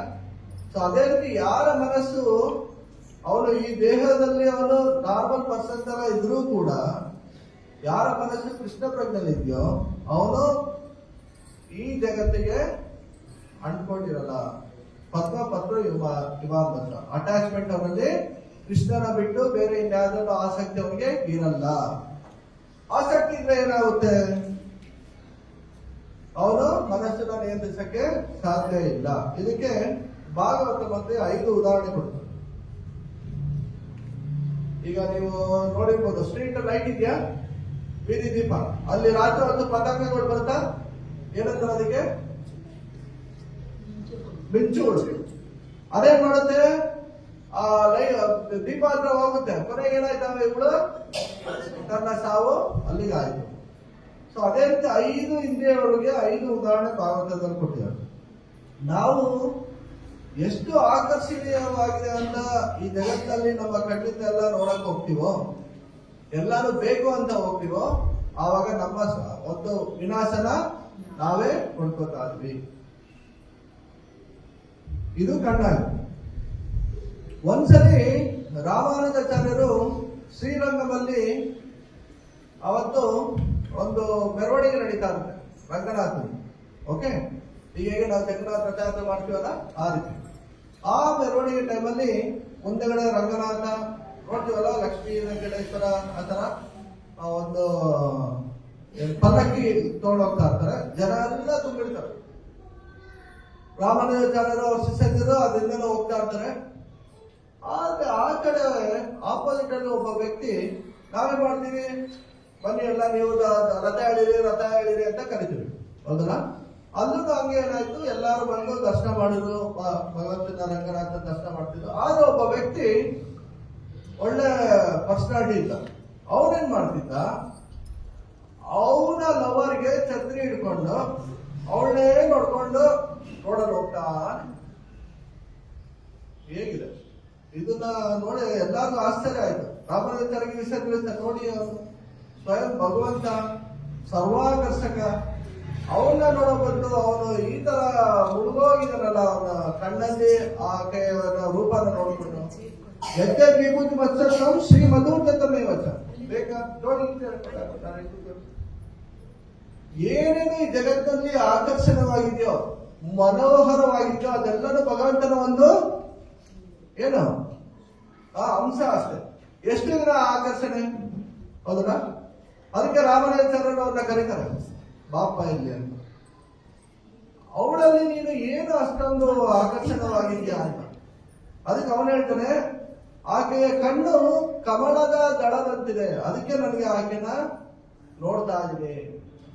ನಿನ್ಗೆ ಅದಕ್ಕಿಂತ ಸುಂದರವಾಗಿರೋ ಕಣ್ಣನ್ನ ತೋರಿಸಿದ್ರೆ ಆವಾಗ ಏನ್ ಮಾಡ್ತೀಯ? ಆವಾಗ ನಾನು ಆಕೆನ ಮೇಲೆ ಆಕರ್ಷಣೆ ಏನಿದೆಯೋ ಕಮ್ಮಿ ಮಾಡ್ಕೊತೀನಿ. ಆಕೆ ನಾನು ಹೇಳ್ತೀನಿ, but I will not attach. ಯಾರು ಅವಳಿಗಿಂತ ಹೆಚ್ಚು ಸುಂದರವಾಗಿದ್ದಾರೋ ಅವ್ರ ಮೇಲೆ ನಾನು ಅಟ್ಯಾಚ್ ಆಗ್ತೀನಿ. ಅವಳು ಕೂಡ ಇಬ್ರು ಲೈಫ್ ಲಾಂಗ್ ಆ ಸೇವೆ ಮಾಡ್ತೀನಿ ಅಂತ ಅವ್ರು ಹೇಳ್ತೀನಿ. ನಾಳೆ ಬೆಳಗ್ಗೆ 5 ಗಂಟೆಗೆ ಬಾ ಅಂತ. ಎಷ್ಟು ಗಂಟೆಗೆ? ಏನಿರುತ್ತೆ 5 ಗಂಟೆಗೆ? ಮಂಗಳಾರತಿ ನಡೀತಾರೆ. ನಿನಗೆ ಇನ್ನ ಹೆಚ್ಚಿನವಾದಂತಹ ಸುಂದರ ಕಣ್ಣುಗಳನ್ನ ನಾನು ತೋರಿಸ್ತೀನಿ ಬಾ. ಅವ್ರೇನ್ ಮಾಡ್ತಾರೆ, ಬೆಳಿಗ್ಗೆ ಇಬ್ರು ಗಂಡ ಹೆಂಡತಿ ಬರ್ತಾರೆ. ಭಗವಂತನಿಗೆ, ರಂಗನಾಥಿಗೆ ರಾಮಾನುಜಾಚಾರ್ಯರೇ ಆರತಿ ಮಾಡ್ತಿರ್ತಾರೆ. ಆ ಆರತಿ ಟೈಮಲ್ಲಿ ಭಗವಂತನ ನೇತ್ರಗಳು ಹೆಂಗಿದೆ ಅಂದ್ರೆ, ವೇಣು ಕಣಂದ ಮರವಿಂದ ದಳಾಯತಾಸಂ. ಹೇಗಿದೆ ಕಣ್ಣು? ವೇಣು ಕಣಂದ. ಸೊ ವೇಣುನ ಇಟ್ಕೊಂಡಿರುವಂತ ಭಗವಂತ, ಅಂದ್ರೆ ಫ್ಲೂಟ್. ಅರವಿಂದ ದಳಾಯತಾಕ್ಷಂ, ಅವರ ಕಣ್ಣುಗಳು ಅರವಿಂದನ. ನೋಡಿದಿರ ಲೋಟಸ್ ಲೀಫ್ ಹೆಂಗಿದೆ? ಆಕ್ಚುಲಿ ಭಗವಂತನ ಕಣ್ಣು ಇಲ್ಲಿಂದ ಸ್ಟಾರ್ಟ್ ಆಗಿ ಇಲ್ಲಿವರೆಗೂ ಇದೆ, ಕಿವಿಯವರೆಗೂ 10 ಗಂಟೆ ಹೆಚ್ಚಾಗುತ್ತೆ. ಇದೆಲ್ಲ ಮಹಾಪುರುಷರ ಲಕ್ಷಣ. ಕೈಗಳು ಚೈತನ್ಯ ಮಹಾಪ್ರಭು ಕೈ ಈ ಮಂಡಿಯಿಂದ ಕೆಳಗೆ ಬಂದಿತ್ತಂತೆ. ಇದೆಲ್ಲ ಸ್ವಯಂ ನಾರಾಯಣ ಲಕ್ಷಣ. ಇಲ್ಲಿ 3 ಲೈನ್ಗಳು. ಈ ಕತ್ತು ಶಂಕು ಸೇಪು, ಒಬ್ಬಳು ಕೂಡ ಲೋಟಸ್ ಸೇಪು. ಸೊ ಇದೆಲ್ಲ ಒಂದು ಭಗವಂತನ ಅವತಾರ ಅನ್ನೋದಕ್ಕೆ ಒಂದು ಸೂಚನೆ. ಆ ಒಂದು ರಂಗನಾಥನ ಕಣ್ಣುಗಳನ್ನ ನೋಡಿ, ಭರ್ರಾವತಂಸಮಸಿತಾಂಬುದ ಸುಂದರಾಂಗಂ, ಆ ಒಂದು ಮೈಬಣ್ಣ ನೋಡಿ ಭಗವಂತನ ಮುಖ. ಸಾರಿಗಾಮಸಿರುತ್ತಲ್ಲ ರಂಗನಾಥ. ಈಗ ನೆಕ್ಸ್ಟ್ ವೈಕುಂಠ ಏಕಾದಶಿಗೆ ಶ್ರೀರಂಗ ದರ್ಶನಕ್ಕೆ ಹೋಗ್ತಾರೆ ಎಲ್ಲಾರು. ಬೆಳಿಗ್ಗೆ ಎಲ್ಲಿ ದರ್ಶನ ಮಾಡ್ತಾರೆ? ಶ್ರೀರಾಮಕೃಷ್ಣ. ಮಧ್ಯಾಹ್ನ ಸೊ ಶಿವನ ಸಮುದ್ರ. ಅಂತ್ಯರಂಗ ಒಂದೇ ದಿನ 3 ದರ್ಶನ ಮಾಡ್ತಾರೆ. ಯಾಕಂದ್ರೆ 3 ಕೂಡ ಕಾವೇರಿ ನದಿ ತೀರದಲ್ಲೇ ಹೋಗಿದೆ, ಪ್ಲಸ್ 3 ಕೂಡ ಸಾಲಿಗ್ರಾಮದಿಂದಲೇ ಆಗಿದೆ. ಸ್ವಯಂ ಭಗವಂತ ಈ ಕಲಿಯುಗದಲ್ಲಿ ನಮ್ಗೆಲ್ಲರೂ ಕೂಡ ಪತಿತ ಪಾವನನಾಗಿ ನೆಲೆಸಿದ್ದಾನೆ. ಯಾರು ವೈಕುಂಠ ಏಕಾದಶಿ ದಿನ ದರ್ಶನ ಮಾಡ್ತಾರೋ ಅವರು ಭಗವಂತನ ಮೇಲೆ ಆಕರ್ಷಣೆ ಬೆಳೆಸ್ಕೊಂಡು ಇತರ ಆಕರ್ಷಣೆನ ಅವರು ತಡೆಯಕ್ಕೆ ಇದೊಂದು ಅವಕಾಶ. ಓಕೆ, ಎಲ್ರಿಗೂ ಆಕರ್ಷಣೆ ಇದ್ದೇ ಇದೆ. ಯಾರು ಭಕ್ತರುಗಳು ಇರುತ್ತೆ ಆಕರ್ಷಣೆ, ಭಕ್ತರಲ್ಲದೆ ಇರೋರ್ಗೂ ಈ ಭೌತಿಕ ಜಗತ್ತಲ್ಲಿ ಆಕರ್ಷಣೆ ಇದೆ. ಕರೆಕ್ಟಾ? ಯಾರು ಫೋನ್ ನೋಡ್ಲಿ ಅಥವಾ ಬೇರೆ ಕಾರ್ ನೋಡ್ಲಿ ಅಥವಾ ಒಳ್ಳೆ ಹೋಟೆಲ್ ನೋಡ್ಲಿ ತಿನ್ಬೇಕು ಅಂತ ಎಲ್ರಿಗೂ ಅನ್ಸುತ್ತೆ. ಆದ್ರೆ ಭಕ್ತ ಏನ್ ಮಾಡ್ತಾರೆ? ನೋ ಅಂತ. ಭಕ್ತರಲ್ಲದೆ ಇರೋನು ಐ ವಾಂಟ್ ದಿಲ್ ಮಾಂಗೆ ಬೋರ್, ಇನ್ನ ಬೇಕು. ಭಕ್ತ ಯಾಕೆ ಬೇಡ ಅಂತಾನೆ? ಯಾಕಂದ್ರೆ ಅದು ಭಗವಂತನಿಗೆ ರಿಲೇಟೆಡ್, ಭಗವಂತನಿಗೆ ಅದು ಆಫರ್ ಆಗಿಲ್ಲ. ನನಗೆ ಬೇಡ. ಭಕ್ತನಲ್ಲದೆ ಇರೋನು ಪರವಾಗಿಲ್ಲ, ನನ್ನ ಒಂದು ಭೋಗಕ್ಕೆ ನಾನು ತೋತ್ರೆ. ಯಜ್ಞಶಿಷ್ಟಾಶ್ರಮ ಸಂತೋ ಮುಚ್ಚಂತೆ ಸಭಾ ಕೆಲಸ. ಯಾರು ಏನಿದ್ರೆ ಭಗವಂತನಿಗೆ ಅರ್ಪಿತವಾಗಿದ್ದನ್ನ ಯೂಸ್ ಮಾಡ್ತಾರೋ, ಇವನ್ ಉದ್ದವ ನೋಡಿ, ಕೃಷ್ಣನ್ಗೆ ಹಾಕಿರೋ ಹಾರ, ಕೃಷ್ಣನ್ಗೆ ಹಾಕಿರೋ ಬಟ್ಟೆ, ಧೋತಿ ಎಲ್ಲ. ಅದಕ್ಕೆ ನಾವೆಲ್ಲ ಹೊಸ ಬಟ್ಟೆ ತಂದಿದ ತಕ್ಷಣ ದೇವ್ರ ಮನೇಲಿ ಇಟ್ಟು ಅರ್ಶನ ಕುಂಕುಮ ಎಲ್ಲ ಈಗ ಫಾಲೋ ಮಾಡ್ತೀವ? ಇದು ಮಾಡ್ತಾರೆ. ಸೊ ಅದಕ್ಕೆ ಏನೇ ಇದ್ರು ಫಸ್ಟ್ ಎದ್ಕರೋಸಿ ಎದಸ್ನೋಸಿ ಎಜ್ಜುವೋಸಿ ದದಾಸಿ ಅಂತ ಎಲ್ಲರೂ ಭಗವಂತನಿಗೆ ಫಸ್ಟ್ ಅರ್ಪಿಸಿ, ಆಮೇಲೆ ನಾವು ತಗೊಂಡಾಗ ಏನಾಗುತ್ತೆ, ನಾವು ಎಂಜಾಯರ್ ಅಲ್ಲ, ನಾನು ಓನರ್ ಅಲ್ಲ, ಭಗವಂತ ಅವನೇ ಸುಪ್ರೀಂ ಎಂಜಾಯರ್. ಅವನು ನಮ್ಮ ಒಂದು ಸೇವೆಗೆ ಮೆಚ್ಚಿ ಕೃಪೆಯಿಂದ ಇದೆಲ್ಲ ಕೊಟ್ಟಿದ್ದಾನೆ. Thank you God. ಈ ರೀತಿ ಗ್ರಾಟಿಟ್ಯೂಡ್ ಬೆಳೆಸ್ಕೋಬೇಕು. ಇದೇನೆ ಹರೇ ಕೃಷ್ಣ ಮಂತ್ರದ ಒಂದು ಇನ್ನೊಂದು ಮೀನಿಂಗ್. ಭಗವಂತನಲ್ಲಿ ಕೃತಜ್ಞತೆನ ಸಲ್ಲಿಸಕ್ಕೆ ನಾವು ಜಪ ಮಾಡಿ. ಸೊ ಆವಾಗ ಅವನೇನ್ ಮಾಡ್ದ, ರಂಗನಾಥನ ದರ್ಶನ ಮಾಡಿ ಭಗವಂತನ ಕಣ್ಣು, ಭಗವಂತನ ಮುಖ ಲಕ್ಷಣ ಎಲ್ಲ ನೋಡಿ ಅವನೇನ್ ಮಾಡ್ದ, ಇಮ್ಮಿಡಿಯೇಟ್ ಆಗಿ ರಾಮಾನುಜಾಚಾರ್ಯ ಶಿಷ್ಯರಾಗೋದ. ಇಬ್ರು ಗಂಡ ಇಬ್ರು ಯಾವ ರೀತಿ ಅವರು ಶಿಷ್ಯರಾದ್ರು ಅಂದ್ರೆ, ಹೇಗೆ ಪ್ರಭುಪಾದ ಅಮೆರಿಕ ಹೋದಾಗ ಎಷ್ಟೋ ಗಂಡ ಹೆಂಡತಿರು ಕೂಡ ಭಗವಂತ ಪ್ರಭುಪಾದಿಗೆ ಕಂಪ್ಲೀಟ್ ಆಗಿ ಡೆಡಿಕೇಟ್ ಮಾಡ್ಬಿಟ್ರಲ್ಲ, ಪ್ರಚಾರಕ್ಕೆ ಹೇಳ್ಕೊಂಡು ಅವರಿಬ್ರು ಏನ್ ಮಾಡೋದು, ಅವರಲ್ಲಿರುವಂತ ಆಸ್ತಿ ಎಲ್ಲ ರಾಮಾನುಜಾಚಾರ್ಯಗೆ ಸೇವೆಗೆ ತೊಡಗಿಸಿ ಅವ್ರೇನ್ ಮಾಡೋದು, ಸಿಂಪಲ್ ಒಂದು ಅಟ್ಟಂದೇನೋ ಗುಡಿಸ್ನಲ್ಲಿ ಇಡಕ್ಕೆ ಸ್ಟಾರ್ಟ್ ಮಾಡೋದು. ಒಂದ್ಸಲ ಏನಾಯ್ತು, ಅಲ್ಲಿರೋ ಬ್ರಹ್ಮಚಾರಿಗಳು ಯಾವ್ದೋ ಒಬ್ರು ಧೋತಿ ಮಿಸ್ ಆಗೋದು, ಏನೋ ಒಣಗಾಕಿರ್ತಾರೆ ಬಟ್ಟೆ ಹೊರತು, ಧೋತಿ ಏನಾಯ್ತು ಮಿಸ್ ಆಗೋದು. ಸೊ ಮಿಸ್ ಆದಾಗ ಏನಾಯ್ತು, ಅವ್ರವರೆಲ್ಲ ಜಗಳ ಆಡ್ತಿರ್ತಾರೆ, ನೀನ್ ತಗೊಂಡಿದ್ಯಾ, ನೀನ್ ನಂದು, ಯಾಕಂದ್ರೆ ಎಲ್ಲಾರು ವೈಟ್ ಕಲರ್, ಯಾವ್ದು ಯಾರು ಅಂತ ಗೊತ್ತಾಗುತ್ತೆ, ಎಲ್ಲಾರು ಅಷ್ಟೇ ಉದ್ದ ಇರುತ್ತೆ. ಅವಾಗ ಅವರೆಲ್ಲ ಜಗಳ ಆಡ್ತಾರೆ. ರಾಮಾನುಜಾಚಾರ್ಯಗೆ ಕೇಳಿಸುತ್ತೆ, ಯಾಕೆ ನೀವೆಲ್ಲ ಬ್ರಹ್ಮಚಾರಿಗಳಾಗಿ ವೈರಾಗಿಗಳಾಗಿ ಇಷ್ಟೊಂದು ಜಗಳ ಆಡ್ತಾರೋ ಒಂದು ಧೋತಿಗೆ? ನೋಡಿ ಅವರಿಬ್ರು ಮೊನ್ನೆ ಡಿವೋಟಿಸ್ ಆಗಿದ್ದು, ಎಷ್ಟು ವೈರಾಗ್ಯ ಇದೆ ನೋಡಿ ಅಂತ. ಹೌದಾ, ನಮ್ಗೆ ಅವ್ರ ಬಗ್ಗೆ ಗೊತ್ತಿಲ್ಲ, ದಯವಿಟ್ಟು ತೋರಿಸಿ ಅಂತ. ಈಗ ಮಲಗ್ತಾರವರು, ಓಕೆ, ಮಧ್ಯಾಹ್ನ ಆಕೆ ಕಿವಿಲಿ ಬಾಲೆ ಇದೆಯಲ್ಲ, ಹೋಗಿ ಬಿಚ್ಕೊಳ್ಳಿ ನೀವು, ಗೊತ್ತಾಗುತ್ತೆ. ಕಿವಿಲಿ ಬಾಲೆ, ಕೈಯಲ್ಲಿ ಬಳೆ, ಚಿನ್ನದ ಬಳೆ. ಎಷ್ಟು ಬರುವಾಗ ಇವತ್ತು ಚಿನ್ನ? 10,000. ಓಕೆ, ನೋಡಿ ಅವರಲ್ಲಿ ಎಷ್ಟು ವೈರಾಗ್ಯ ಅಂದ್ರೆ ಆ ಟೈಮಲ್ಲಿ ಏನಾಯ್ತು, ಗಂಡ ರಾಮಾನುಜಾಚಾರ್ಯ ಸೇವೆ ಹೋಗಿರ್ತಾರೆ, ಈಗ ಒಬ್ಳೇ ಇರ್ತಾರೆ ಮನೇಲಿ. ಈ ಬ್ರಹ್ಮಚಾರಿ ಬಂದು ಬಳೆ ಬಿಚ್ಕೊತಾರ ನೋಡಿದ್ರು ಆಕೆ ಮಗಿರ್ತಾಳಲ್ಲ, ಓ ನನ್ನ ಮಗ ಇದ್ದಂಗೆ ಇವನು, ಮೋಸ್ಟ್ಲಿ ಇವನು ರಾಮಾನುಜಾಚಾರ್ಯ ಸೇವೆಗೆ ಏನೋ ಬೇಕಾಯ್ತಾರೋ ತಗೋತಾರೆ ಅಂದ್ಬಿಟ್ಟು ಏನ್ ಮಾಡೋದು, ಆಕೆ ತಗೋತಾರ ಸುಮ್ಮನೆ ಹಂಗೆ ಮಗಿರ್ತಾರೆ. ಆಮೇಲೆ ಬೇಕು ಅಂತ ಈ ಕಡೆ ತಿರುಗ್ತಾರೆ, ಈ ಕಡೆಗೂ ತಗೊಳ್ಳಿ ಬಾಲೆ ಬಳೆ, ಇದನ್ನ ಬಂದ್ಬಿಟ್ಟು ಹೇಳ್ತಾನೆ. ಆಕೆ ಏನು ರೆಸ್ಪಾನ್ಸ್ ಮಾಡಲಿಲ್ವಾ, ಅದಕ್ಕೆ ರಾಮಾನುಜಾಚಾರ್ಯ ಅವ್ರು ಹೇಳ್ತಾನೆ, ಇಲ್ಲ ಅವರೇ ಈ ಕಡೆ ತಿಳ್ಕೊಂಡ್ರು. ಇದು ನೋಡಿ ಆಕೆ ಎಷ್ಟು ವೈರಾಗ್ಯ ಇದೆ, ಅದು ತನ್ನ ಗಂಡನಿಗೆ ಹೇಳ್ತಾಳ ಅವರು, ಈ ತರ ಬಂದಿರೋ ತಗೊಳ್ಳೋ ಅಂತ, ಅಷ್ಟೇ ತಾನೆ. ಇನ್ನ ಏನಿದೆ ಅದು ಪಕ್ಕದಲ್ಲಿ ಅದು ತಗೊಳ್ಳೋರು ಆಯ್ತಲ್ಲ ಅವರು. ಸೊ ಈ ರೀತಿ ನಾವು ಭಗವಂತನಿಗೆ ಸೇವೆ ಮಾಡಬೇಕು. ಎಲ್ಲನೂ ಭಗವಂತ ಕೊಟ್ಟಿರೋದು.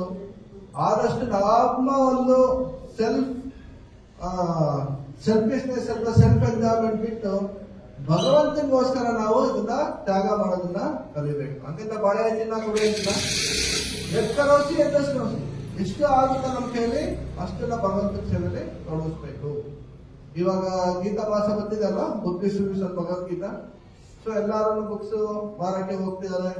ಒಬ್ಬೊಬ್ರಿಗೆ ಬುಕ್ಸ್ ತೊಗೊಳಕ್ ಆಗ್ತಾ ಇದೆ, 250 ರೂಪಾಯಿ ತೊಗೊಳ್ಳಿ, ಬರಲ್ಲ 200 ರೂಪಾಯಿ ತೊಗೊಳ್ಳಿ. ಬೇಕಾದ್ರೆ ನಮ್ ಜಮೀನ್ 50 ರೂಪಾಯಿ ಹಾಕೋಣ, ಏನಾದ್ರು ಕಳ್ಕೊತೀವ 50 ರೂಪಾಯಿಗೆ? ಇಲ್ಲ ಅಲ್ಲ. ಸೊ ಈ ರೀತಿ ಎಷ್ಟಾಗುತ್ತೋ ಅಷ್ಟು ನಾವು ಭಗವಂತನ ಒಂದು ಪುಸ್ತಕನ ಪ್ರಚಾರ ಮಾಡೋದ್ರಲ್ಲಿ ತೊಡಗಿಸಿದ್ರೆ, ನತದಸ್ಮಾನ್ ಮನಸ್ಸೇಸು ಕಶ್ಚಿನ್ನ ಪ್ರಿಯಕೃತಮ, ಅವನಿಗಿಂತ ಪ್ರಿಯನಾದವನು ಈ ಜಗತ್ತಿನಲ್ಲಿ ಯಾರು ಇಲ್ಲ ಅಂತ ಕೃಷ್ಣ ಹೇಳ್ತಾರೆ. ಎಷ್ಟು ಜನ ಕೃಷ್ಣನ್ಗೆ ಪ್ರಿಯ ಇಷ್ಟಪಡ್ತೀರಾ? ಕೃಷ್ಣನ್ ತುಷ್ಟಿ ಜಗತ್ ತುಷ್ಟಿ. ಯಾವಾಗ ಕೃಷ್ಣ ತುಷ್ಟಿ ಆಯ್ತಾರೋ ನಮ್ಮ ಎಲ್ಲಾ ಸಮಸ್ಯೆಗಳು ಭಗವಂತ ನೋಡ್ತಾರೆ. ಆಕ್ಚುಲಿ ಅದು ಸೆಕೆಂಡರಿ ಪ್ರಾಡಕ್ಟ್. ನಮ್ಮ ಸಮಸ್ಯೆಗಳಿಗೆ, ನನಗೆ ದುಡ್ಡು ಸಮಸ್ಯೆ ಇದೆ, ಆರೋಗ್ಯ ಸಮಸ್ಯೆ ಇದೆ, ಅದೆಲ್ಲ ಸೆಕೆಂಡರಿ. ಮೇನ್ ಏನು? ಕೃಷ್ಣ ಪ್ರೇಮ.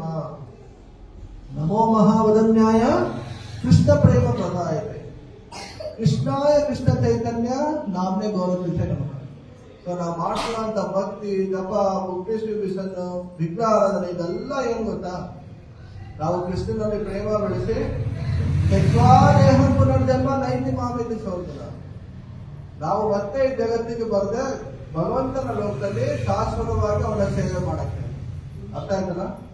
ಆಯ್ತು, ನಮ್ ಕಷ್ಟ ಪರಿಹಾರ ಆಯ್ತು, ನಮ್ಗೆಲ್ಲ ಸಿಕ್ತು. ಎಷ್ಟು ದಿನ ಇದಲ್ಲ? ಓಕೆ, ಕೃಷ್ಣ ಎಲ್ಲ ಕೊಡ್ತಾರೆ. ಹೇಗೆ ಅರ್ಜುನ್ಗೆ, ಪಾಂಡವರಿಗೆ, ಪ್ರಹ್ಲಾದನ್ಗೆ ಅಷ್ಟೆಲ್ಲ ಕಷ್ಟ ಬಂದಿದ್ದೆಲ್ಲ ರಕ್ಷಿಸ್ತ. ಆದ್ರೆ ಓಕೆ, ನಮ್ಮನ್ನು ರಕ್ಷಿಸ್ತಾರೆ.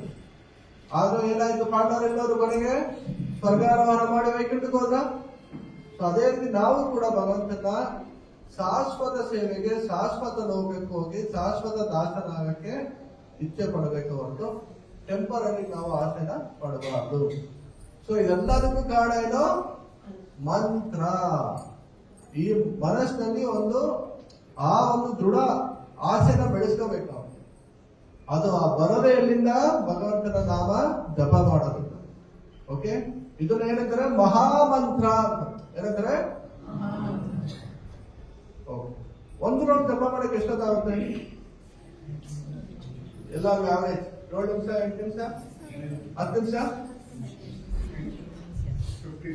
1 ರೌಂಡ್ಗ 1 ರೌಂಡ್ಗ 2 ರೌಂಡ್ಗ? ಓಕೆ, ಬರ್ತೀನಿ ಇವಾಗ ಅದರ ಟಾಪಿಕ್. ಈ ಕಡೆ 5 ಮಿನಿಟ್ಸ್, 7 ಮಿನಿಟ್ಸ್, 8 ಮಿನಿಟ್ಸ್. ಮ್ಯಾಥ್ಸ್ ಯಾರು ಎಕ್ಸ್ಪರ್ಟ್ ಇದೆ? 5, 6, 7, 8, 9, 10, 15 ಆವರೇಜ್ ತೊಗೊಳ್ಳಿ. ಅರೌಂಡ್ ಒಂದು 8 ಮಿನಿಟ್ಸ್ ಬರುತ್ತೆ. ಕರೆಕ್ಟಾ? Actually average is 7 to 8 minutes.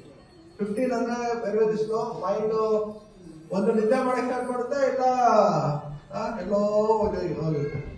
Okay, ಯಾರಿಗೆ ಜಪ ಬೇಗ ಮುಗಿಸಕ್ಕೆ ಇಷ್ಟ? ಮಾತಾಡಿ. ಜಪ ಬೇಗ ಮುಗ್ದಬೇಕು, ಬೇಗ ಮೊಬೈಲ್ ಇಟ್ಕೋಬೇಕು, ಬೇಗ ಟಿವಿ ಹಾಕೋಬೇಕು. ಸೊ ಹೋದ ವಾರ ಏನಾಯ್ತು, ನಮ್ಮನೆ ಮಾರ್ಕಳಿ ಒಂದು ಮದುವೆ ಇತ್ತು. ಇಲ್ಲ ವೆಸ್ಟರ್ನ್ ರೋಡ್ಗೆ ಬರ್ತಾ ಇದ್ವಿ. ಗೂಗಲ್ ಮ್ಯಾಪು 1 ಅವರ್ ತೋರಿಸ್ತು. ಓಕೆ, 8 ಗಂಟೆಗೆ ಅಲ್ಲಕ್ಕೆ ರಾತ್ರಿ 9 ಗಂಟೆಗೆ ಅಂತ. ಅವ್ನು ಕರೆಕ್ಟಾಗಿ ಅದೇ ಸ್ಪೀಡ್ ಬಂದ. ಇನ್ನೊಂದು 15 ನಿಮಿಷ ರೀಚಿಂಗ್ ತೋರಿಸ್ತು. 9 ಗಂಟೆಗೆ ETA ಎಸ್ಟಿಮೇಟೆಡ್ ಟೈಮ್ ಪರವಾಗಿಲ್ಲ ಕರೆಕ್ಟ್ ಆಗಿತ್ತು. ಆದ್ರೆ ಏನಾಯ್ತು, ಮಧ್ಯದಲ್ಲಿ ಇನ್ನೊಂದು 1/4 ಗಂಟೆ ಇದ್ದಂಗೆ ಗಿಫ್ಟ್ ಪ್ಯಾಕ್ ಮಾಡಿಸ್ಬೇಕು ಅಂತ ಏನೋ ಒಂದು ಅಂಗಡಿ ಸಿಗುತ್ತಾ, ಗಿಫ್ಟ್ ಸೆಂಟರ್, ಬ್ಯಾಂಗಲ್ ಸ್ಟೋರ್ ಸಿಗುತ್ತಾ ಅಂತ ಅವ್ನೇನ್ ಮಾಡ್ದ, ಸ್ವಲ್ಪ ಸ್ಲೋ ಸ್ವಲ್ಪ ನೋಡೋಣ ಅಂತ ಒಂದೊಂದೇ ನೋಡ್ಕೊಂಡು ಹೋಗ್ಬೇಕು. ಅಲ್ಲಿಂದ ನಾರ್ಮಲ್ ಸ್ಪೀಡ್ಗೆ ಬಂದ. ಆಮೇಲೆ ಏನಾಯ್ತು, ಹುಡುಕ್ಬೇಕು ಅಂತ ಏನ್ ಮಾಡಿದ್ವಿ, ಅವ್ರು ಓಡಿಸ್ಬೇಕಾದ್ರೆ ಸೈಡ್ ಅಲ್ಲಿ ಅಂಗಡಿ ನೋಡ್ತಾ ಇದ್ವಿ. ಸಿಗ್ನಲ್ ಬೇರೆ ಬಿದ್ದು ಆ ಸ್ಪೀಡ್ ಅಲ್ಲಿ ಹೋಗ್ತಾ ಇದ್ದಕ್ಕೆ 15 ನಿಮಿಷ ಡಿಲೇ ಆಯ್ತು. ಎಷ್ಟು? ಏನಕ್ಕೆ? ಮೈಂಡ್ ಡಿಸ್ಟ್ರಾಕ್ಷನ್ ಏನಾಯ್ತು? ಎದೋ ನಿಸ್ಸರತಿ ಮನಶ್ಚಂಚಲ ಅಸ್ಥಿರ. ಅಲ್ಲಿವರೆಗೂ ಒಂದೇ ಗುರಿ ಇಟ್ಕೊಂಡ್ ಬರ್ತಾ ಇದ್ವಿ. ಯಾವಾಗ ನಮ್ಗೆ ಅದು ಬೇಕು ಇದು ಬೇಕು ಅಂತ ಹೋಯ್ತು, ಅವಾಗ ಟೈಮ್ ಏನಾಯ್ತು?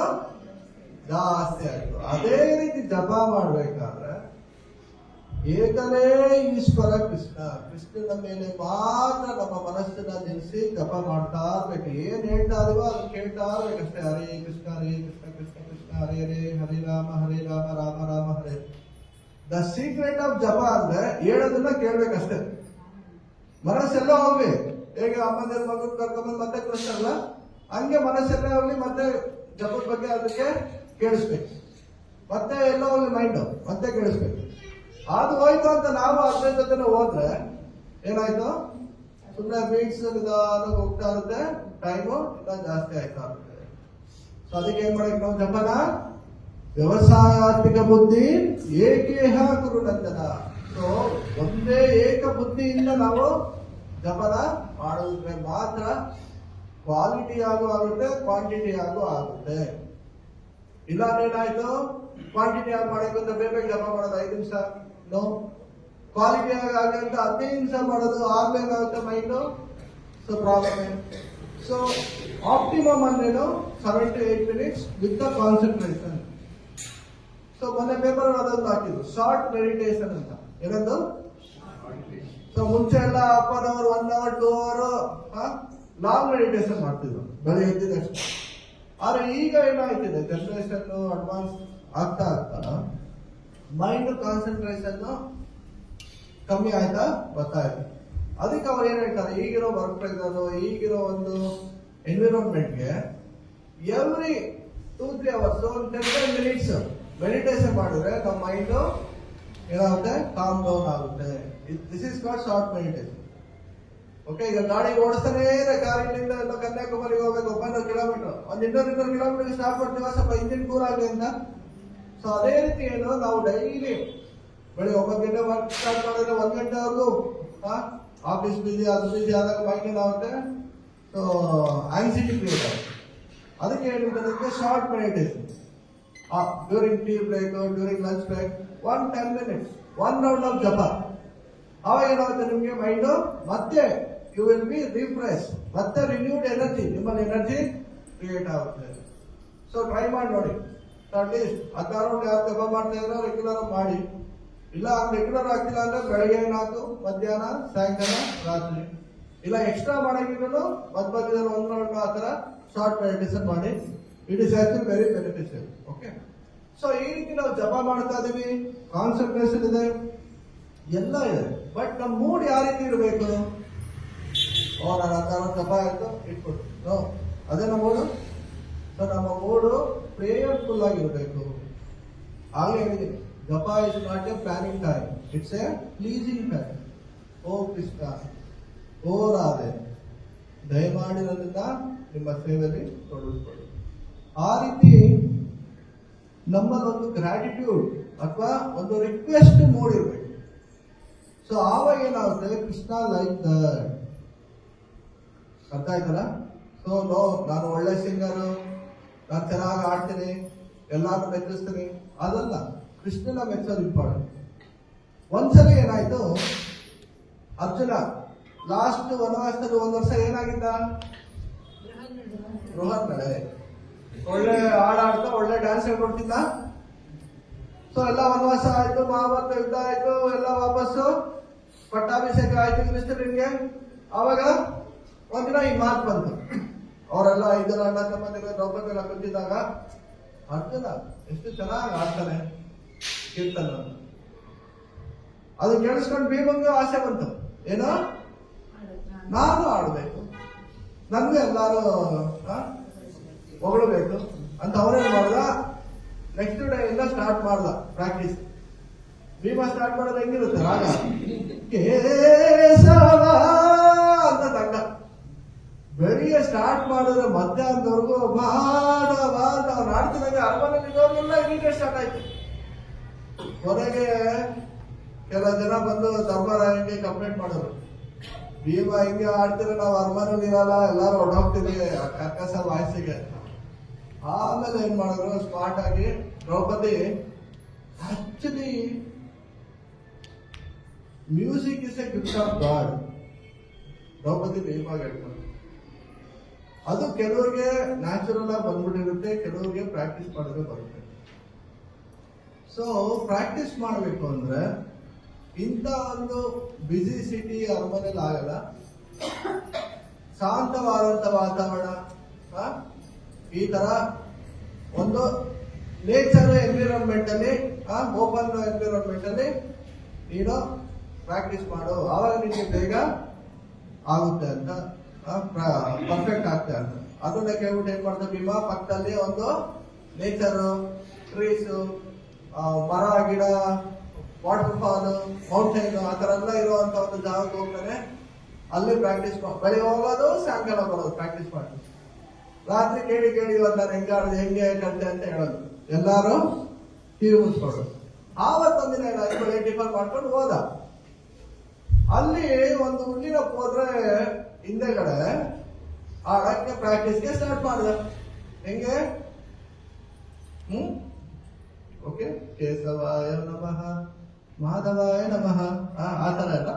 ಇನ್ನು ಅವನ ವಯಸ್ಸಲ್ಲಿ ಕರ್ಕಸವಾಗಿ ಒಬ್ಬ ಹಳ್ಳಿಯವನು ಓಡ್ ಬಂದ ನಕ್ಕೊಂಡು ಈಗ ಓಪನ್ ಮಾಡ್ದ ಇದನ್ನ ಹುಲ್ಲಿನ ಪೊದ್ರೆ, ಏನಂತಾರೆ ಬುಸ್ಸಸ್ಗೆ, ಗ್ರೀನ್ ಬುಸ್ಸಸ್ಗೆ ಏನಂತಾರೆ ಕನ್ನಡದಲ್ಲಿ, ಪೊರೆನ. ಈಗ ಓಪನ್ ಮಾಡಿದ ತಕ್ಷಣ ಭೀಮನ್ನ ಆಡ್ತಿರೋ ಮುಖ ನೋಡಿ ಅವನು ಎದುರ್ಕೊಂಡು ಓಡೋದ. ಭೀಮಗೆ ಆಶ್ಚರ್ಯ ಆಯ್ತು, ಇವನು ಯಾಕೆ ನಕ್ಕೊಂಡು ಬಂದ, ನನ್ನ ನೋಡಿದ ತಕ್ಷಣ ಎದುರ್ಕೊಂಡು ಓಡಾಯ್ತಾನೆ ಅಂದ್ಬಿಟ್ಟು ಇವನು ಅಡ್ಡಿಸ್ಕೊಂಡು ಹೋದ. ಭೀಮ ಅಡ್ಡಿಸ್ಕೊಂಡು ಹೋಗಿ ಅವನ ಹಿಡ್ದ. ಸತ್ಯ ಹೇಳು, ಯಾಕೆ ನೀನ್ ಫಸ್ಟ್ ಖುಷಿ ಆಗುತ್ತೆ, ಆಮೇಲೆ ನೀನ್ ಇಮ್ಮಿಡಿಯೇಟ್ ಆಗಿ ಭಯ ಪಡ್ಕೊಂಡು ಹೋಗ್ತೀನಿ. ನಾನು ಬಿಟ್ಬಿಡಿ ಸರ್, ನಾನೊಬ್ಬ ಅಗಸ, ನನ್ ಕತ್ತೆ ಮಿಸ್ ಆಗೋಗಿತ್ತು, ಆ ಪೊರೆಯಿಂದ ಅದು ಬಡ್ಕೋತಾಗಿದೆ ಅಂತ ಹಾಕೊಂಡು ನಾನು ಬರ್ತೆ. ನೋಡಿದ್ರೆ ನೀವು ಎಲ್ಲಿ ನಿಮ್ಗೆ ಹೇಳಿದ್ರೆ ನನಗೆ ಶಿಕ್ಷೆ ಸಿಗುತ್ತೆ ಅನ್ನೋದು ಓಡಾಕಿದ್ದೆ, ನೀವು ಈ ತರ ಮಾಡಿದ್ರೆ. ಅವ್ರು ಯಾವತ್ತೇ ಲಾಸ್ಟ್ ನಿಮ್ಮಲ್ಲಿ ಯಾವ ಮ್ಯೂಸಿಕ್ ಬೇಡ, ಏನು ಬೇಡ. ನೋಡಿ, ಒಬ್ಬೊಬ್ಬರೊಂದು ನೇಚರ್ ಇದೆ, ಆ ನೇಚರ್ ಅಲ್ಲಿ ಅವರು ಭಗವಂತನ ತೃಪ್ತಿಪಡಿಸ್ಬೇಕು. ಇಲ್ಲ ನಿಂತರ ಅವರ ಕಾಲ, ಅವ್ರ ತರ ಇವರ ಕಾಲ, ಹೌದಲ್ಲ? 5 ಬೇಡ ಒಂದೇ ಸಮಯ ಇರೋದು, ಅದೊಂದು ಫಂಕ್ಷನ್ ಅದೊಂದು ಮಾಡ್ತೀನಿ. ಹೌದಲ್ಲ? ಸೊ ಚಿರತೆ ಹುಲಿ ಆಗ ಕಾಲ, ಹುಲಿ ಆನೆ ಆಗ ಕಾಲ, ಸೊ ಇದೆಲ್ಲ ಭಗವಂತ ಸೃಷ್ಟಿ ಮಾಡಿದೆ. ಕೊನೆಗೆ ಹೋದ ವಾಪಸ್ ಅರಮನೆಗೆ ಕೇಳಿದ್ರು, ಇವತ್ತು ಹೆಂಗಪ್ಪ ಆಯ್ತು ಅಂತ. ಇನ್ಮೇಲೆ ನಾನು ಯಾವ ಪ್ರಾಕ್ಟೀಸ್ ಮಾಡಲ್ಲ, ಏನು ಮಾಡಲ್ಲ, ನೋ ಐ ಡೋಂಟ್ ವಾಂಟ್. ಇದಾದ್ಮೇಲೆ ಒಂದು ತಿಂಗಳಾಯ್ತು. ಯುಧಿಷ್ಠಿರ ಮಹಾರಾಜ ಹೇಳ್ತಾನೆ, ಭೀಮಾ ರಾತ್ರಿ ಊಟ ಮಾಡಕ, ನಾಳೆ ಬೆಳಿಗ್ಗೆ ಟಿಫನ್ ಮಾಡ್ಕೊಂಡು ದ್ವಾರಕಾಗ ಹೋಗು, ಕೃಷ್ಣನ ಕರ್ಕೊಂಬ, ಮನೇಲಿ ಒಂದು ಯಜ್ಞ ಇಟ್ಕೊಂಡಿದೀವಿ ಅಂತ. ಓಕೆ, ಇವ್ರೇನ್ ಮಾಡೋದು ಭೀಮಾ, ಓಕೆ ಅಣ್ಣ, ನಾಳೆ ಟಿಫನ್ ಮಾಡಿದ ತಕ್ಷಣ ಹೋಗ್ಬಿಟ್ಟು ಕೃಷ್ಣನ್ಗೆ ರಿಕ್ವೆಸ್ಟ್ ಮಾಡಿ ಕರ್ಕೊಂಡ್ಬಂದ್ಬಿಡ್ತೀನಿ ಅಂತ. ನೋಡಿದ್ರೆ ಏನಾಯ್ತು, ಬೆಳಿಗ್ಗೆ ಟಿಫನ್ ಮಾಡ್ದ, ಮಕ್ಕಳನ್ನ ಕಳಿಸ್ಬಿಟ್ಟು ಟಿಫನ್ ಮಾಡಿ ಸ್ವಲ್ಪ ನಿದ್ದೆ ಯಾಕೆ ಮಾಡ್ತಾರಲ್ವ ಲೇಡೀಸ್, ಇವ್ರೇನ್ ಮಾಡ್ದ, ಸ್ವಲ್ಪ ನಿದ್ದೆ ಮಾಡಲ್ಲ ಅಂತ ಮಲ್ಕೊಂಡೇ ಬಿಟ್ಟ ಭೀಮ. ನೋಡಿದ್ರೆ ಎಷ್ಟು ಗಂಟೆ ಆಯ್ತು, ಡೋರು ಟಕ್ ಟಕ್ ಟಕ್ ಟಕ್ ಅಂತ ಹೊಡೆದ್ರು. ಎಷ್ಟು ಗಂಟೆಗೆ ಲಾಸ್ಟ್? 8 ಗಂಟೆಗ? ಎಷ್ಟು ಟೈಮ್? 7:58. 8 ಗಂಟೆಗೆ ಒಬ್ರು 10 ನಿಮಿಷ ಬೋನಸ್ ಕೊಟ್ಟಿದ್ದಾರೆ. ನೋಡಿದ್ರೆ ಅವನು ಊಟ ಟೈಮಲ್ಲಿ ಎಬ್ಬಿಸ್ತಾರೆ ಅನ್ಕೊಂಡು ಯುಧಿಷ್ಠಿರ ಮಹಾರಾಜ ಧರ್ಮರಾಯ ಕೃಷ್ಣ ಕರ್ಕಮ್ಮ ಅಂತ ಹೇಳಿದ್ರೆ, ನೀನ್ ನೋಡಿದ್ರೆ ಮಲಗಿ ಎದ್ದು ಊಟ ಟೈಮ್ ಅಂತ ಹಾಕೊಂಡಿದ್ಯಾ, ನೀನು ಒಂಚೂರು ಜವಾಬ್ದಾರಿನೇ ಇಲ್ಲ, ನೀನು ಹೊಟ್ಟೆ ಬಾಕ ಹಂಗೆ ಹಿಂಗೆ ಅಂತ ಧರ್ಮರಾಯಗೆ ಕೋಪ ಬಂದು ಬೈದರು. ಯಾರಿಗೆ? ಭೀಮನಿಗೆ. ಓಕೆ ಓಕೆ, ಬೈದಿದವ್ರು ಯಾಕೆ? ಕೃಷ್ಣನ ಸೇವೆಗೋಸ್ಕರ, ಬೇರೆ ಪರ್ಸನಲ್ ಇಲ್ಲ. ಅದು ಕೂಡ ನಾವು ನೋಡ್ಬೇಕು. ಈಗ ಹನುಮಾನ ಕೋಪ ಮಾಡ್ಕೊಂಡ ಯಾರಿಗೋಸ್ಕರ? ಭಗವಂತನ ಸೇವೆಗೆ. ಸೊ ನಮ್ಮ ಪರ್ಸನಲ್ಗೆ ನಥಿಂಗ್, ಕೋಪ ಆಗ್ಲಿ ಬೈಯೋದಾಗ್ಲಿ ಅಲ್ಲ. ಎಲ್ಲಾರು ಒಟ್ಟಿಗೆ ಬಂದಿದೀವಿ, ಎಲ್ಲಾರು ಸಂತೋಷದಿಂದ ಸೇವೆ ಮಾಡೋದು ಇಲ್ಲಿ ಉದ್ದೇಶ. ಯಾರೇನು ಒಬ್ರು ಗ್ರೇಟು, ಒಬ್ರು ಇದು, ನೋ ನೋ ನೋ. ಸೊ ಅಲ್ಲಿ ಭೀಮ ಏನಾಯ್ತು, ಮತ್ತೆ ಡೋರ್ ಬಾಗ್ಲು ಹಾಕೊಂಡು ಅಳಕ್ ಸ್ಟಾರ್ಟ್ ಮಾಡಿದ. ಓ ಕೇಶವ, ಓ ಮಾಧವ, ನಮ್ಮ ಅಣ್ಣ ಹೇಳಿದ ಇದೊಂದು ಸಿಂಪಲ್ ಕೆಲಸನ ನಾನು ಮಾಡ್ಲಿವಲ್ಲ, ನನ್ನಂತ ಪಾಪಿ ಯಾರು ಇಲ್ಲ. ಕೇಶವ, ಮಾಧವ, ಹೇಗೆ ದ್ರೌಪದಿ ಆವಾಗ ಪ್ರೇ ಮಾಡ್ತಿರೋ ಅದೇ ಒಂದು ಫೀಲಿಂಗ್ ಅಲ್ಲಿ ನಿಸ್ಸಹಾಯಕನಾಗಿ ಅವನು ಅಳಕ್ ಸ್ಟಾರ್ಟ್ ಮಾಡ. ಯಾರು? ಭೀಮ. ಮತ್ತೆ ಡೋರ್ ಟಕ್ ಟಕ್ ಟಕ್ ಅಂತ ಸೌಂಡ್. ಆಮೇಲೆ ಭೀಮ ತೆಗಿತಾನೆ. ಧರ್ಮರಾಯ ನಕ್ಕೊಂಡು, ಭೀಮ ನೀನ್ ಯಾಕೆ ಮುಂಚೆನೆ ಹೇಳಿಲ್ಲ, ನೀನ್ ಆಲ್ರೆಡಿ ಕೃಷ್ಣನ ಕರ್ಕೊಂಡ್ಬಂದು ಮಲ್ಗಿದ್ಯಾ ಅಂತ ನೀನ್ ಹೇಳಿದ್ನ, ನಾನು ಸುಮ್ಮನೆ ಬೈದಿದ್ದೆ ಅಂದ್ಬಿಟ್ಟು, ನೋಡು ಆಲ್ರೆಡಿ ಕೃಷ್ಣ ಬಂದಿದ್ದಾರೆ ಅಂತ ತೋರಿಸ್. ಆವಾಗ ಏನಾಯ್ತು, ಧರ್ಮರಾಯ ಆ ಕಡೆ ಹೋಗ್ತಿದ್ದಾಗೆ ಭೀಮಗ್ ಆಶ್ಚರ್ಯ. ಕೃಷ್ಣನ ಕಾಲದಿಂದ ಕೃಷ್ಣನ ಕೇಳ್ತಾರೆ, ಏನಕ್ಕೆ ಇಷ್ಟೋರು ಹೇಳ್ತಾ ಇದೀನಿ ನೋಡಿ, ಯಾರು ಹೇಳಿ. ನಮ್ಮ ಜಪ, ನಮ್ಮ ಪ್ರಾರ್ಥನೆ, ಸಂಗೀತ ಯಾರಿಗೆ ಇರಬೇಕು? ಭಾವಗ್ರಾಹಿ ಜನಾರ್ದನ, ಕೃಷ್ಣನ ತೃಪ್ತಿಗೋಸ್ಕರ ಇರಬೇಕು ಹೊರತು ಇತರನ್ನ ಮೆಚ್ಚಿಸಕ್ಕೆ, ಅವ್ರನ್ನ ಕಾಂಪಿಟೇಷನ್ ಮಾಡಕ್ಕೆ ಅಲ್ಲ. ಕೃಷ್ಣ ಈಗ ಅದನ್ನ ಹೇಳ್ತಾನೆ. ನೀನು ಅಲ್ಲಿ ಕಾಡಿಗೆ ಹೋಗಿ ಸಂಗೀತ ಪ್ರಾಕ್ಟೀಸ್ ಮಾಡ್ತಿದ್ದಲ್ಲ, ಅದು ನನ್ಗೆ ಇಷ್ಟ ಆಗ್ತಾ ಇರಲಿಲ್ಲ. ಆದ್ರೆ ಇವಾಗ ನೀನು ಸಿನ್ಸಿಯರ್ ಆಗಿ ನನ್ನನ್ನು ಪ್ರೇ ಮಾಡ್ದಲ್ಲ, ಆ ಒಂದು ಭಕ್ತಿಗೆ ನಾನು ಅಲ್ಲಿಂದ ಇಲ್ಲಿಗೆ ಕ್ಷಣ ಮಾತ್ರದಲ್ಲಿ ಬಂದೆ. ಹೇಗೆ ದುರ್ವಾಸ ಮುನಿಗಳು ಬಂದಾಗ ಆ ಅಕ್ಷಯ ಪಾತ್ರೆಗೆ ಒಂದು ಆಗ್ಲಿತ್ತಲ್ಲ, ಅವರೆಲ್ಲೋ ಕಾಡಲ್ಲಿದ್ರು, ದ್ವಾರಕ ಎಲ್ಲೋ ಇತ್ತು ಕೃಷ್ಣ. ಆದ್ರೆ ದ್ರೌಪದಿ ಪ್ರಾರ್ಥನೆ ಮಾಡಿದಷ್ಟು ಏನ್ ಮಾಡೋದು? ಕೃಷ್ಣ ಕ್ಷಣ ಮಾತ್ರದಲ್ಲಿ. ಸೊ ಕೃಷ್ಣ ಗೋಲೋಕೇನ ನಿವಸತಿ ಅಖಿಲಾತ್ಮ ಗೋಲ, ಎಲ್ಲೇ ಎಷ್ಟೇ ದೂರ ಇದ್ರು ಕೂಡ ಕೃಷ್ಣ ನಾವು ಭಕ್ತಿಯಿಂದ ಕರೆದ್ರೆ ಬಂದೇ ಬರ್ತಾರೆ. ಇದಕ್ಕೆ ಲಾಸ್ಟ್ ಒಂದು ಸ್ಟೋರಿ ಹೇಳ್ಬಿಟ್ಟು ತಿಳಿಸ್ಬೋದು. ಹೇಳ ಸಾಕ? ಸೊ ಇವತ್ತಿನ ಟಾಪಿಕ್ ಏನು? ಹರೇ ಕೃಷ್ಣ ಮಂತ್ರ ಜಪ. ಹರೇ ಕೃಷ್ಣ ಮಂತ್ರ ನಮ್ಮನ್ನ ಎಲ್ಲಾ ಸಮಯದಲ್ಲೂ ರಕ್ಷಿಸುತ್ತೆ. ದಯವಿಟ್ಟು ಏನ್ ಬಿಟ್ರು ಜಪನ ಬಿಡಬೇಡಿ. ಜಪನ ಇನ್ನ ಜಾಸ್ತಿ ಮಾಡಿ, ಆದ್ರೆ ಬಿಡಕ್ಕೆ ಹೋಗ್ಬೇಡಿ. ಇದಕ್ಕೆ ಉದಾಹರಣೆ ಅಜಾಮಿಳ. ಯಾರು? ಅಜಾಮಿಳ ಏನಾಯ್ತು? ಒಳ್ಳೆ ಸುಸಂಸ್ಕೃತ ಬ್ರಾಹ್ಮಣ ಫ್ಯಾಮಿಲಿಯಿಂದ ಚೆನ್ನಾಗಿಂತ ಸಂಸ್ಕೃತಿನ ಫಾಲೋ ಮಾಡ್ತಿದ್ದ. ಅವನ ಮನಸ್ಸೇನಾಯ್ತು ಅವತ್ತು? ವಿಚಲಿತ ಆಯ್ತು. ಧ್ಯಾಯತೋ ವಿಷಯಾನ್ ಪುಂಸ ಸಂಘ ಸೇ ಉಪದಾಯತೆ ಸಂಘ ಸಂಜಯತೆ ಕಾಮ ಕಾಮ ಕ್ರೋಧೋ ವಿದಾಯತೆ. ನೋಡಿ, ಧ್ಯಾಯತೋ ವಿಷಯಾನ್ ಪುಂಸ, ಒಂದು ವಿಷಯದ ಬಗ್ಗೆ ನಾವು ಮೆಡಿಟೇಟ್ ಮಾಡ್ತಾ ಬರ್ತೇನೆ ಅಂತ ಅದ್ರ ಬಗ್ಗೆ ಆಸಕ್ತಿ ಉಂಟಾಗುತ್ತೆ. ಅವಾಗಲ್ಲಿ ಏನಾಯ್ತು? ಆಸಕ್ತಿ ಉಂಟಾಯ್ತು. ಆ ಆಸಕ್ತಿಯಿಂದ ಏನಾಯ್ತು ಮೋಹ ಸಮೋಹ ಸ್ಮೃತಿ ವಿಭ್ರಮ, ಅದರಿಂದ ಮೋಹ ಸ್ಮೃತಿ ವಿಭ್ರಮ ಬುದ್ಧಿನಾಶ ಎಲ್ಲ ಆಯ್ತು. ಎಲ್ಲಾ ಪಾಪ ಕಾರ್ಯನೂ ಮಾಡಲ್ಲ, ಕರೆಕ್ಟಾ? ಆದ್ರೆ ಏನಾಯ್ತು, ಅವ್ರಿಗೆ 70 ವರ್ಷಕ್ಕೆ ಒಬ್ಬ ಮಗ ಹುಟ್ಟ. ಅವ್ರಿಗೇನು ಎಷ್ಟಿಟ್ರು? ನಾರಾಯಣ. ಆದ್ರೆ ಅವನೇನ್ ಆಯ್ತು, ಆ ಟೈಮಲ್ಲಿ ರೋಗಗ್ರಸ್ತನಾಗಿ ಹಾಸಿಗೆ ಮೇಲೆ ಇವತ್ತು ನಾಳೆನ ಅಂತಿದ್ದ. ಸೊ ಆವಾಗ ಏನಾಯ್ತು, ಯಮದೂತರು ಬಂದ್ರು. ಎಷ್ಟು ಜನ ಬಂದ್ರು ಯಮದೂತರು? ಇಬ್ರು. ನೆಕ್ಸ್ಟ್ ಮೂರು. ನೆಕ್ಸ್ಟ್ ಏನಕ್ಕೆ 3 ಬಂದ್ರು, ಏನಕ್ಕೆ 2 ಬಂದ್ರು? ಆಕ್ಚುಲಿ 3 ಜನ ಬಂದ್ರು. ಏನಕ್ಕೆ 3 ಜನ ಅಂದ್ರೆ, ಇವನು ಕಾಯ ವಾಚ ಮನಸ್ಸ, ತನ್ನ ದೇಹ, ತನ್ನ ಮಾತು ಮತ್ತು ತನ್ನ ಮನಸ್ಸಿನಿಂದ ಬೇರೆಯವರಿಗೆ ಪಾಪ ಕಾರ್ಯನೇ ಮಾಡಿದ್ದಾನೆ. ಅದಕ್ಕೆ ಅವನ ಕರ್ಕೊಂಡೋಗಕ್ಕೆ 3 ಜನ ಯಮದೂತರು ಬಂದ್ರು. ಆದ್ರೆ ಅವನು ಯಾರನ್ನ ಕರಿತಿದ್ದ?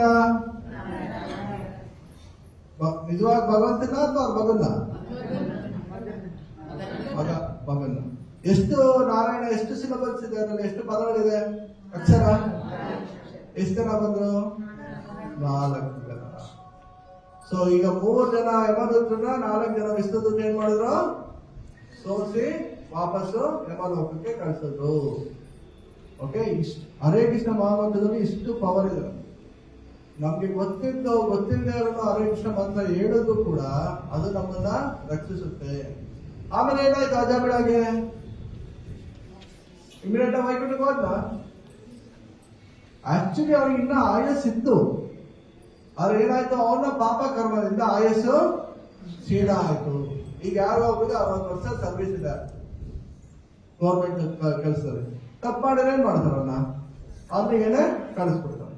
ಓಕೆ, ಸೊ ಇಲ್ಲೇನಾಯ್ತು, ಅವನು ಯಾವಾಗ ಮಗನ ನಾರಾಯಣ ನಾರಾಯಣ ನೀರ್ ಕೊಡು, ನಾರಾಯಣ ಬಾ ಚೊಡಗ ಕುತ್ತು, ನಾರಾಯಣ ಹತ್ತೊಳಗ ಅಲ್ಲಿಡು ಅಂತ ಹೇಳಕ್ ಸ್ಟಾರ್ಟ್ ಮಾಡೋದು. ಏನೋ ಒಂದು ಭಕ್ತರಿಗೆ ಅವ್ರು ಸೇವೆ ಮಾಡಿದ್ರೆ, ಮನೆ ಮುಂದೆ ಅವಾಗ ಯಾರೋ ಭಿಕ್ಷೆ ಕೇಳಕ್ ಬಂದಾಗ ಅವ್ರ ಹೆಂಡತಿ ಭಿಕ್ಷೆ ಹಾಕಿದಾರೆ, ಅನ್ನದ ಅಕ್ಕಿನ. ಆ ಒಂದು ಪುಣ್ಯಕ್ಕೆ ಅವ್ರು ಗೊತ್ತಿಲ್ಲದ ಅಜ್ಞಾನದ ಸುಕೃತಿಗೆ ಅವ್ರ ಮಗನಿಗೆ ನಾರಾಯಣ ಅಂತ ಎಷ್ಟಿತ್ತು, ಅವನ ಪಾಪಗಳೆಲ್ಲ ಏನಾಯ್ತು, ಕ್ಷೀಣ ಆಯ್ತು. ಯಾಕಂದ್ರೆ ಯಾರು ಪಾಪ ಮಾಡಿದಾರೋ ದೇಶಾಂತರ್ಗತ ಪಾಪಂ ಜನನಾ ಪುಣ್ಯ ಕರ್ಮಣ, ಭಗವಂತನ ಸ್ಮರಣೆ ಮಾಡಕ್ ಸಾಧ್ಯ ಇಲ್ಲ. ಎಷ್ಟೋ ಜನ ಬನ್ನಿ ಕೂತ್ಕೊಳ್ಳಿ, ಬನ್ನಿ ಪ್ರಚಾರ ಮಾಡಿ ಅಂದ್ರೆ ಯಾರು ಇಂಟ್ರೆಸ್ಟ್ ಇದೆ. ಯಾಕೆ? either externally or internally they don't have faith. ಅದಕ್ಕೆ ಅವ್ರು ಯಾರು ಬರಲ್ಲ. ಓಕೆ, ಯಾರು ಜಪ ಮಾಡ್ತಿದಾರೋ, ಯಾರು ಬರ್ತಿದಾರೋ ದೇ ಆರ್ ಆಲ್ ಫಾರ್ಚುನೇಟ್. ಕೃಷ್ಣನ್ ಕೂಡ ಅದೇ ಹೇಳ್ತಾರೆ, ಚತುರ್ವಿಧ ಭಜಂತೆ ಮಾಂ ಜನಃ ಸುಕೃತಿನೋರ್ಜನ. ಇವರೆಲ್ಲ ಸುಕೃತಿನೋ, ಫಾರ್ಚುನೇಟ್. ಯಾರು ಬಂದು ಕಂಟಿನ್ಯೂ ಮಾಡ್ತಾರೋ life long, at the end of the life they are most fortunate. ಯಾರು ಬಂದು ಬಿಟ್ಟು ಹೋದ್ರು ಅವರೆಲ್ಲ ಅನ್ಫಾರ್ಚುನೇಟ್. ಸೊ ನಾವೆಲ್ಲಿರ್ಬೇಕು? ಫಾರ್ಚುನೇಟ್ ಅಲ್ಲಿ ಇರ್ಬೇಕು, ಇಲ್ಲ ಮೋಸ್ಟ್ ಫಾರ್ಚುನೇಟ್ ಇರ್ಬೇಕು. Unfortunate no. ಯಾಕಂದ್ರೆ ಸಿಕ್ಕಿದೆ ನಮ್ಗೆ, ಈಗ ಸಿಕ್ಕಿರೋದನ್ನು ಬಿಟ್ರೆ ಸೊ ನಮ್ಮ ದೊಡ್ಡರು ಯಾರು ಇಲ್ಲ. ಇಲ್ಲೇನಾಯ್ತು ಅವಾಗ ಅಜಾಬಿಡನ ಅವ್ರಿಗೆ ಇನ್ನ ಆಯಸ್ಸನ್ನ ಎಷ್ಟಿತ್ತು ಅವಾಗ ಅವ್ರಿಗೆ ಎಕ್ಸ್ಟ್ರಾ ಆಯಸ್ಸನ್ನ ಅವ್ರಿಗೆ ಹಂಗೆ ಬಿಟ್ಟು ವಿಷ್ಣು ದೂತ ಏನ್ ಮಾಡಿದ್ರು, ವಾಪಸ್ ವೈಕುಂಠಕ್ಕೆ ಹೋದ್ರು. ಇವನೇನ್ ಮಾಡ್ದ, ಬದರಿಕಾಶ್ರಮಕ್ಕೆ ಹೋಗಿ ತಪಸ್ಸು ಮಾಡಿ ಆವಾಗ ಅವನ ಜೀವನ ಸಾರ್ಥಕ ಮಾಡ್ಕೊಂಡು ಭಗವಂತ ಧಾಮಕ್ಕೆ ಹೋದ. ಅದಕ್ಕೆ ಲಾಸ್ಟ್ ಅಲ್ಲಿ ಸುಖಮನಿಗಳು ಏನ್ ಹೇಳ್ತಾರೆ, ಇದಕ್ಕೆ 4 ಕಂಡೀಷನ್ ಹೇಳ್ತಾರೆ. ಎಷ್ಟು? ಅಜಾಮಿಳ ಮಿಸ್ಸಸ್ ನಾವು ಅಜಾಮಿಳ ಪಾಪದಿಂದ ಜಪ ಮಾಡಿದ್ರು ಭಗವಂತ ತನ್ನ ವಿಷ್ಣು ದೂತರನ್ನ ಕಳಿಸ್ತಾರೆ. ಕರೆಕ್ಟಾ? ಒಂದನೇದೇನು, ಪಾಪದಿಂದ ಅವನು ಭಗವಂತನ ನಾಮನ ಕರೆದ, ಅವ್ರ ಮಗನ ಹಾಕ್ಬಿಟ್ಟು. ಆದ್ರೂ ಕೂಡ ಭಗವಂತ ವಿಷ್ಣು ದೂತರನ್ನ ಕಳಿಸ್ತ. ಇಲ್ಲ, ನಾವು ಪಾಪ ಮಾಡ್ದೇನೆ ಜಪ ಮಾಡಿದ್ರೆ ಎಷ್ಟು ಎಫೆಕ್ಟ್ ಇರುತ್ತೆ, ಅರ್ಥ ಆಯ್ತಿದೆಯಲ್ಲ? ಪಾಪದಿಂದನೇ ಅವನು ನಾರಾಯಣ ಅಂತ ಕರೆದಾಗ ಅಷ್ಟು ಅವನ ರಕ್ಷಣೆ ಕೊಡ್ಬೇಕಾದ್ರೆ, ಇನ್ನು ಪಾಪ ಮಾಡ್ದೇನೆ ನಾವು ಭಗವಂತನ ನಾಮ ಜಪ ಮಾಡಿದ್ರೆ ಹೌ ಮಚ್ ಬೆನಿಫಿಟ್ ಇರುತ್ತೆ? That is one condition. Second, ಅವನಲ್ಲಿ ಶ್ರದ್ಧೆ ಇಲ್ಲದೆ ಇದ್ರೂ ಜಪ ಮಾಡ್ದ, ಭಗವಂತನ ನಾಮವನ್ನ ರಕ್ಷಿಸ್. ಹೌದಲ್ಲ? ಶ್ರದ್ಧೆಯಿಂದ ಮಾಡಿದ ಎಲ್ಲ ಬಂದ್ರು ಕೃಷ್ಣ ಕಾಪಾಡು, ನಾರಾಯಣ ಕಾಪಾಡು ಅಂತ ಇಲ್ಲ. ವಿತೌಟ್ ಫೇತ್ ಸೊ ನಾವು ವಿತ್ ಫೇತ್ ಶ್ರದ್ಧಾವ ಶ್ರದ್ಧೆಯಿಂದ ನಾವು ಜಪ ಮಾಡಿದಾಗ ಸೊ ಆವಾಗ ಯಾವ ರೀತಿ ಬೆನಿಫಿಟ್ ಸಿಗುತ್ತೆ. ಸೊ ಇದನ್ನೆಲ್ಲ ನಾವು ಮಾಡೋ ಪ್ರಾಸೆಸ್ ಶ್ರದ್ಧೆಯಿಂದ ಮಾಡಬೇಕು. ಪಾಪ ಮಾಡದೆ ಭಗವಂತನ ನಾಮ ಜಪ ಮಾಡಬೇಕು. ಅದಾದ್ಮೇಲೆ ತನ್ನ ಕೊನೆಗಾಲದಲ್ಲಿ ಭಗವಂತನ ನಾಮ ಸ್ಮರಣೆ ಮಾಡೋದು, ಅವ್ರಿಗೆ ಅಷ್ಟು ಬೆನಿಫಿಟ್ ಆಗಿದೆ. ಇನ್ನು ಲೈಫ್ ಲಾಂಗ್ ನಾವು ಭಗವಂತನ ನಾಮ ಜಪ ಮಾಡಿದ್ರೆ ಇನ್ನೆಷ್ಟು ಬೆನಿಫಿಟ್, ಹೌದಲ್ಲ, ಅನ್ಲಿಮಿಟೆಡ್. ಸೊ ಇದೆಲ್ಲ ನಮಗೆ ಪ್ರಾಕ್ಟಿಕಲ್ ಅಪ್ಲಿಕೇಶನ್. ಸೊ ಕೊನೆಯದಾಗಿ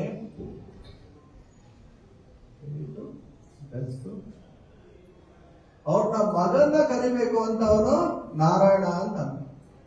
ಕೊನೆಯದಾಗಿ ನಾವು ಕೃಷ್ಣನ್ನೇ ಕರಿಬೇಕು ಅಂತ ಜಪ ಮಾಡಿದ್ರೆ ಇನ್ಯಾವ ರೀತಿ ಇರುತ್ತೆ. ಅಲ್ಲಿ ವಿಷ್ಣು ದೂತರು ಬಂದು ಇಲ್ಲಿ ಸ್ವಯಂ ಭಗವಂತನೇ ಬರ್ತಾನೆ. ಅರ್ಥ ಆಯ್ತಲ್ಲ.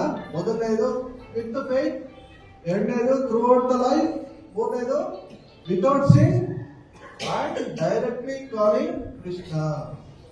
ಚೈತನ್ಯ ಮಹಾಪ್ರಭು ಏನಂದ್ರೆ ಕೃಷ್ಣಾಷ್ಟಕದಲ್ಲಿ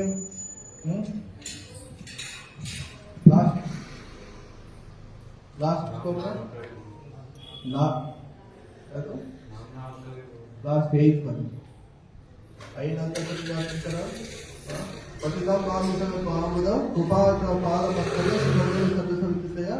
ನಯನಂ ಜಗದಷ್ಟು ಧಾರಾಯ ಮದನಂ ಗಚ್ಚರುದ್ರಯಾಗಿನ ಪುನರ್ ಕೇಳಿದ ನಾಮಕರಣ ಬಯಸದೆ ಯುಗಾಯಿತಂ ನಿಮಿಷೇನ ಚಕ್ಷುಷಾ ಪಾವಸಹಿತಂ ಶೂನ್ಯಾಯಿತಂ ಜಗತ್ ಸರ್ವಂ ಗೋವಿಂದ ವಿರೇ ಆಶ್ಲಿಷ್ಯ ವಾ ಪದರತಂ ವಿನಾಸ್ತಮ ಆದರ್ಶ ನಾಮ ವರ್ಮ ಹತಂ ಕರೋತಿ ವಾ ಯಥಾ ಕಥಾ ವಾ ವಿದಾಚನಂ ಪತೋ ಮತ್ ಪ್ರಾಣನಾಥಸ್ತು ಹೇವ. ಸೊ ಏನೇ ಆಗಲಿ ನೀನೇ ನನ್ನ ಪ್ರಾಣನಾಥ, ಆ ಒಂದು ಭಾವನೆಯಲ್ಲಿ ನಾವು ಜಪ ಮಾಡಬೇಕು. ನಮ್ ಕಷ್ಟ ಕಳಿತನೋ ನಮ್ಗೆ ಬೇರೆ ಇನ್ನೇನಾಗುತ್ತೋ ಅದು ಸೆಕೆಂಡರಿ. ಮೇನ್ ಏನೋ ಭಗವಂತನ ಸೇವೆ ಮಾಡಬೇಕು. ಅವನ ನಾಮನ ನಾವು ಹರೇ ಕೃಷ್ಣ ಕೃಷ್ಣ ಕೃಷ್ಣ ಹರೇ ಹರೇ, ಹರೇ ರಾಮ ರಾಮ ರಾಮ ಹರೇ ಹರೇ. ಸೊ ಈ ರೀತಿ ಕಂಟಿನ್ಯೂಸ್ ಆಗಿ ದಿನಕ್ಕೆ ಎಷ್ಟು ನಾವು ಜಪ ಮಾಡ್ತೀವೋ ವಿತೌಟ್ ಸಿನ್ ವಿತ್ ಫೇತ್ ಭಗವಂತನ ಹೃದಯಪೂರ್ವಕವಾಗಿ ನಾವು ಕರಿಬೇಕು. ಸ್ಟಾರ್ಟ್ ಮಾಡಿದ ಅಲ್ಲಿಂದಲೇ not a planning time, it's a pleasing time ಭಗವಂತನ ತೃಪ್ತಿಗೋಸ್ಕರ. Okay, Hare Krishna. Thank you.